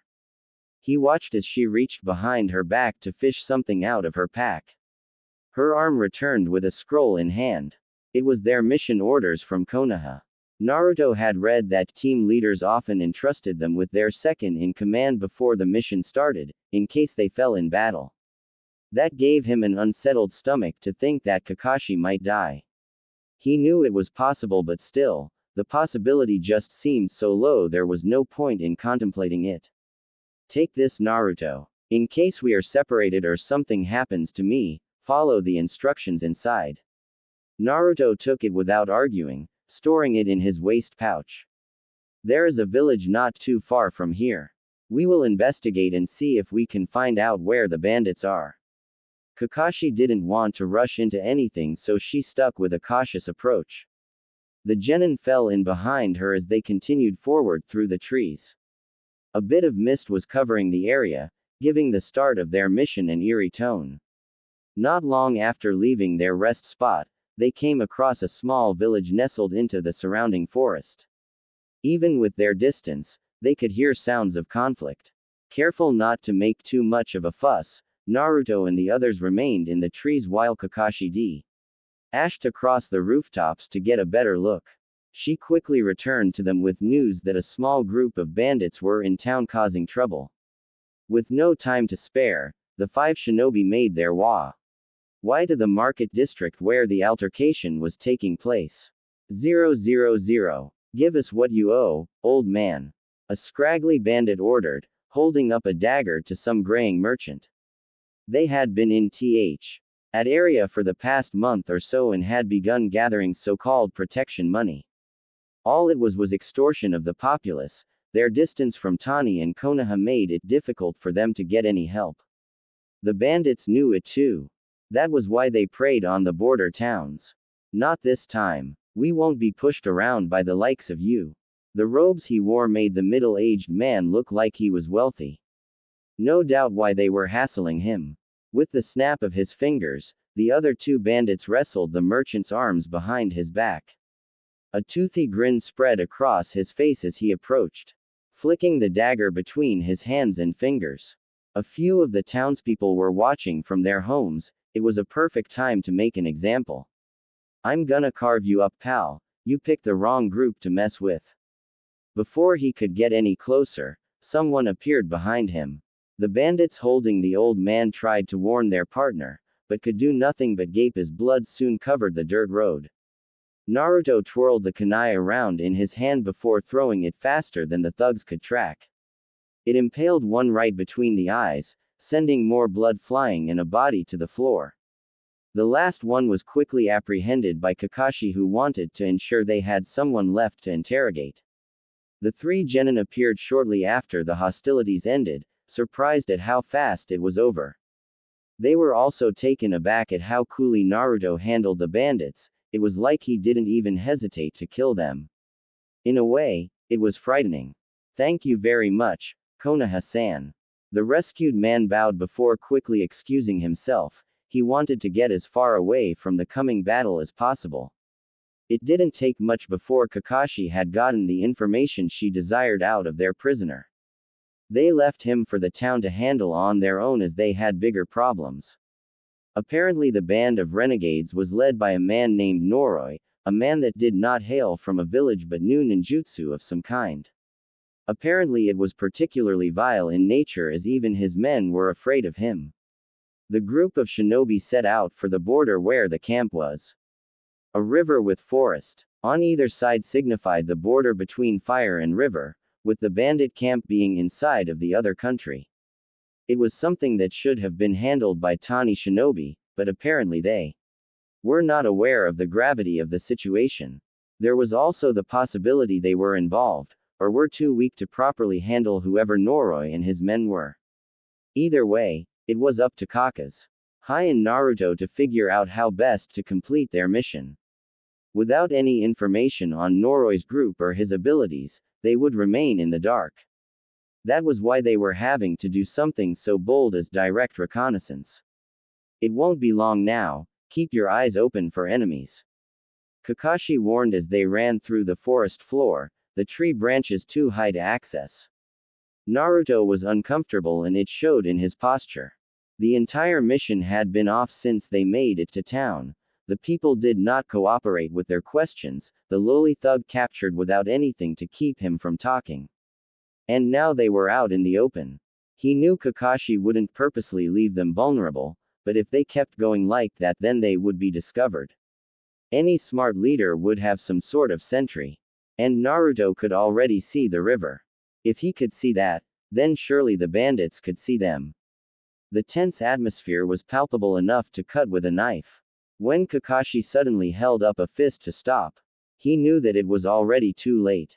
That was when he sensed something on the team's flank and began going through hand signs. Futon. Datapa. A gust of wind launched from Naruto's palms, deflecting the projectiles that threatened the genin in the rear. Kakashi's attention turned to above them as at least a dozen of their enemies fell upon them from the trees, waiting in ambush. Among them was a bald man with a dark overcoat on. It somewhat reminded her of a doctor's lab coat but twisted. Just like they said, Kakashi and her brats have arrived. Get him, boys. Take the leader alive. The rest don't matter. Kakashi readied a weapon as did the rest of them.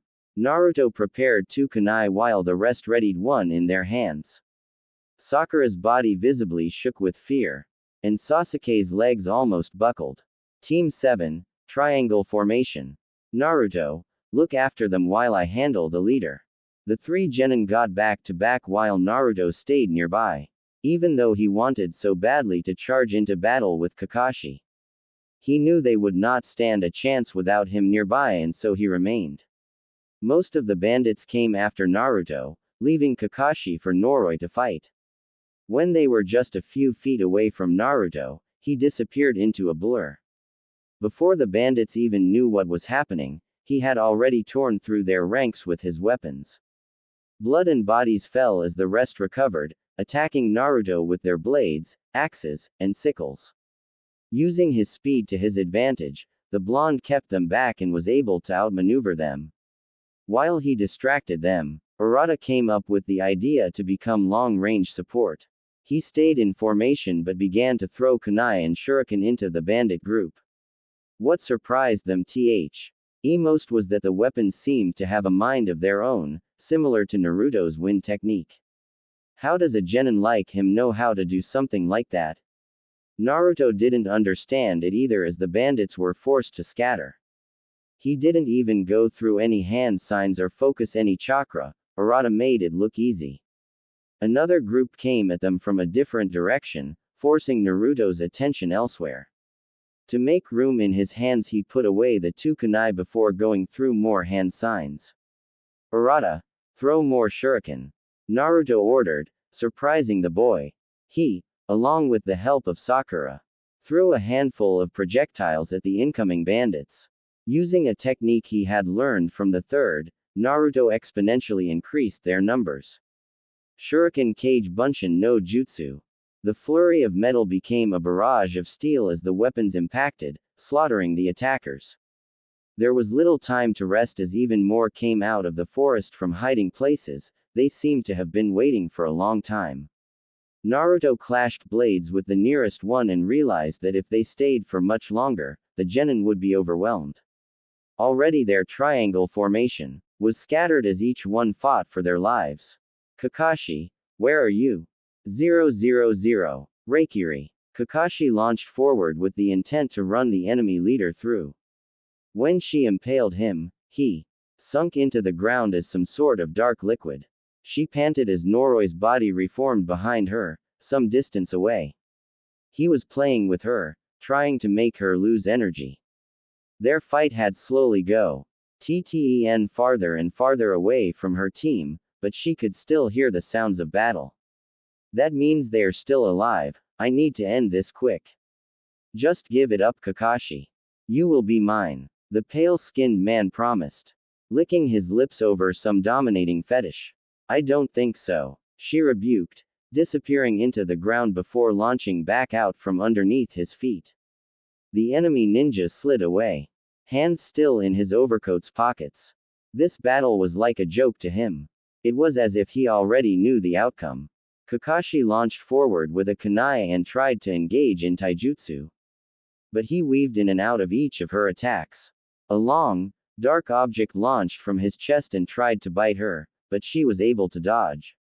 It was then that she finally got a look at his technique and how hideous it really was. Ah, that usually works.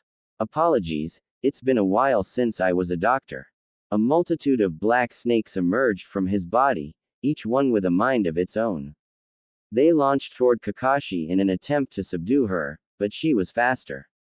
With a flash, their heads were removed from their bodies and a teal-blue liquid leaked onto the ground from their remains. If her suspicions were right, it was some sort of physical substance with chakra imbued inside. Don't you know, Kakashi? More heads will grow if you cut one off. Just as he promised, the amount of snakes on the battlefield multiplied and she slowly found herself overwhelmed. There was only one choice: retreat. She released a few smoke bombs and turned on her heel back toward the rest of her team. Her only hope was that Naruto and the others were still alive. Noroi smirked, all according to plan. Slowly he sunk into the ground with his snakes, leaving only a puddle of dark residue behind. 000. Ah! Sakura screamed as one of the bandits swung his blade, too fast and strong for her to block. He was elbowed in the face before his attack could connect. The power behind the attack sent him flying. Naruto's speed again saved her for what felt like the 100th time, but how long could he keep it up? Their genin leader was visibly exhausted as he roamed the battlefield, saving each one of them before they could be killed. It had been over 10 minutes since Kakashi was out of sight and they feared the worst. Naruto again ordered them into the triangle formation with a small lull in the fight. Even as the bodies kept piling up, the bandits kept coming. There must have been hundreds of them working for Noroi and he seemed quite willing to use all of them to accomplish his mission. They were going all out to kill them and capture Kakashi, but the question was why? It was as if they already knew everything about the mission at hand. What could a group of bandits possibly gain with just one Junin? From the way their leader acted, it seemed to be out of greed rather than profit. The thought alone disgusted Naruto. Just as another attack was being readied, Kakashi appeared before them. Other than being somewhat out of breath, she didn't look like she was harmed. Except for a few scratches and bruises, the genin were the same. You all made it, thank goodness. She panted, looking over her shoulder. Noroi was close and that meant she had little time. More bandits were also coming, which meant that they would have a lot of problems escaping. Naruto was strong, but he was not that strong. There was no way they could tag team the rest of the bandits. Naruto, get everyone out of here. I'm going to hold them off while you get away. Everyone was taken by surprise. She was going to stay behind. But Kakashi, Naruto made to protest, he couldn't just leave her behind. The Junin was having none of it as she harshly cut him off. It was their only chance. Follow your orders, Naruto. Get your team to safety or else this mission will be over. Noroi appeared with his men, forcing Kakashi to turn around and face her attackers. Team 7, follow Naruto's orders from now on. Go. She gathered lightning chakra in her hands and activated her Sharingan, intimidating some of the enemies. Naruto didn't like it, but he knew that they could not win the fight. If they all died there, then their deaths would accomplish nothing. Let's go. Naruto shouted, running in the opposite direction. Team 7 hesitated for a moment before following. Urata casting a lingering glance at their teacher. Was this really how it would end? He thought with disgust. No matter how much it hurt him, Naruto refused to look back. To be a Chunin and a member of a team, he had to accept that sacrifice was inevitable. Still, that rationale didn't stop the tears from streaming down his face. 000. Kakashi dropped to the ground, unable to move. One of Noroi's snakes had successfully bitten her and injected their chakra, effectively paralyzing her. With some finesse he wrapped her tightly in the creatures to carry back to his camp, his eyes unable to look away from his prize. Sir, what are your orders? One of the bandits asked as they collected the bodies of their fallen. The genin had gotten away, Kakashi's distraction had worked. They could have been halfway to Konoha with the speed they were moving, no chance they could be traced. Stirred from his daydream, Noroi glared at his subordinate before spitting in their direction. Forget him. We got our end of the bargain. Let's move out. The bandits fell in step as their leader brought them across the border and back into camp. To Kakashi it was almost unbelievable to see so many bandits living in one place. Tents and simple wooden structures littered a man-made clearing where the bandits seemed to resemble an army. They walked through the camp, getting plenty of interest. Ed looks at the sight of the defeated shinobi. Kakashi was thrown to the ground in front of a set of dirty jail cells, one of the snakes injecting her with another dose of the vile chakra. Her face contorted in pain. But she was unable to say anything or move a muscle. Two female bandits arrived with rags and shackles. Noroi told them to make her into a proper slave. She was quickly stripped of her clothing and put in a set of rags that barely covered anything, let alone leave her decent. With some sick humor, they left her with her face mask as if to mock the fallen Junin. They quickly placed the heavy, rusted shackles onto her wrists and ankles. With their weight and strength, it would be difficult to move or escape. Expecting that to be all, she was surprised when they revealed a ninja scroll. Using the contents of the scroll, they placed two seals on her body. One prevented her from accessing her chakra, the other sealed her Sharingan. Her suspicions were correct that this was no normal group of bandits. They had connections with someone in the 5 great villages. Only they would know how to properly subdue a shinobi with such seals. Lucky you, Noroi says you are going to be his favorite pet. One of them mocked her as they unlocked the cell door, the other close by in case Kakashi tried anything. Her voice had still not returned, so they didn't bother playing with her much. With a bit of force they pushed her into the muddy ground, leaving her to pick herself up. Kakashi did her best to right herself and felt the rags begin to soak with the disgusting brown water. I can't believe I agreed to this. Kakashi thought with disgust. Although getting caught so early wasn't part of their plan, it would hopefully be worth it. To properly get information, Hokage-sama wanted to make sure I was close to the bandits. It isn't the best situation, but shinobi rarely get a choice. Now she waited until the interrogation started or until Noroi took his new plaything out. Even in her situation, she did not plan to appease the bandits with information or any other service. As soon as she got the information she needed or had the opportunity to escape, she would take it. What Kakashi was really worried about was Naruto and her team. Had they really escaped successfully? Would they make it back to Konoha without any problems? Losing her must have been a blow to morale. But she couldn't reveal her plans to any of them. They surely would have tried to talk her out of it, and Naruto probably would have stayed behind with her. The two bandits returned after a short while. It seemed they were not ones to wait around. They picked her up and brought her to the interrogation building, a simple wooden shack with a single chair in the middle. Have fun. After this, Noroi wants to have some quality time with you. The raven-haired bandit winked with a vicious smile. There was nothing good that could come from that. But she had to bide her time. With luck they would slip up and give her the opportunity she needed. Kakashi Hatake might have been captured, but she was not defeated. 000. Meanwhile, many miles away in the land of fire, Naruto and his team had made camp as the sun set. They were quiet, with the small fire crackling serving as the only source of sound. The thought of their sensei being left behind was too much to bear. Arata looked over to Naruto, who said he would stay on watch, but in reality he was just as shell-shocked as the rest.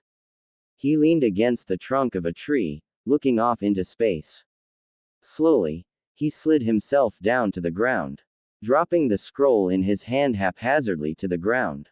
Classified document or not, the mission orders he received were too outrageous for him to think clearly. In the event that any team member is captured, the mission should be immediately aborted. The remaining members should immediately return to Konoha and not make any attempts of rescuing their teammate. The nature of the mission and the enemies prevents this from being a successful venture and would only waste more lives. He was just supposed to leave Kakashi behind. Were they crazy? That wasn't what a team was. Kakashi said so herself. How could she just give them that kind of order? They must have known he would refuse. Sensei. Sakura quietly sobbed, fearing for Kakashi's well-being. Sasuke was enraged that they had been forced to retreat. They were just getting started and then they ran away. He wanted another go at them. Judging from Arata's tense demeanor, he shared the same feelings. The two went over to Naruto to voice their opinion, leaving Sakura alone for a moment. There was no way Team 7 could take this lying down. The first real mission they all go on and they lose their sensei without a fight. It just made no sense. Naruto didn't even see them as they came forward, still lost in his own thoughts.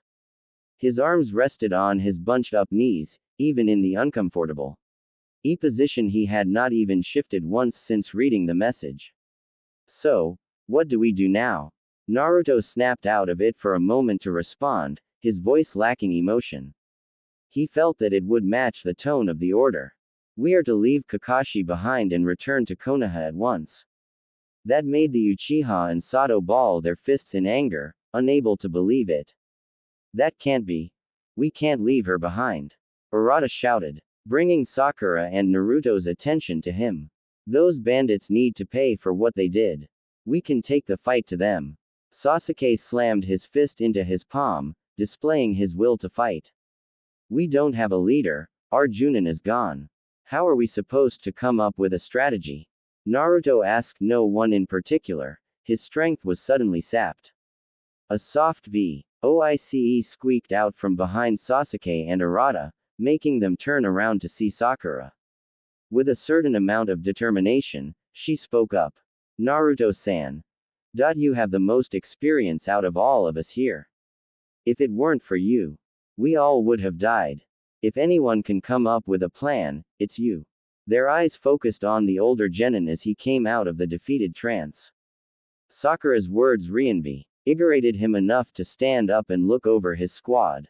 It wouldn't be easy, but damned if he was going to follow those orders and leave Kakashi behind. There was no way she would do that if one of them were captured. So the same went for her.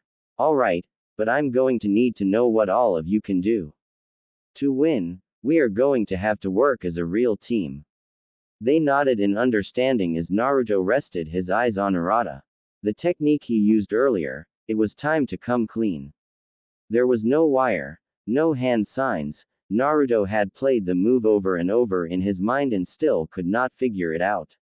Arata, how did you? The cocky kid smiled, figuring he knew what Naruto was talking about. I guess I should tell you about my ability. Who knows? It may even come in handy.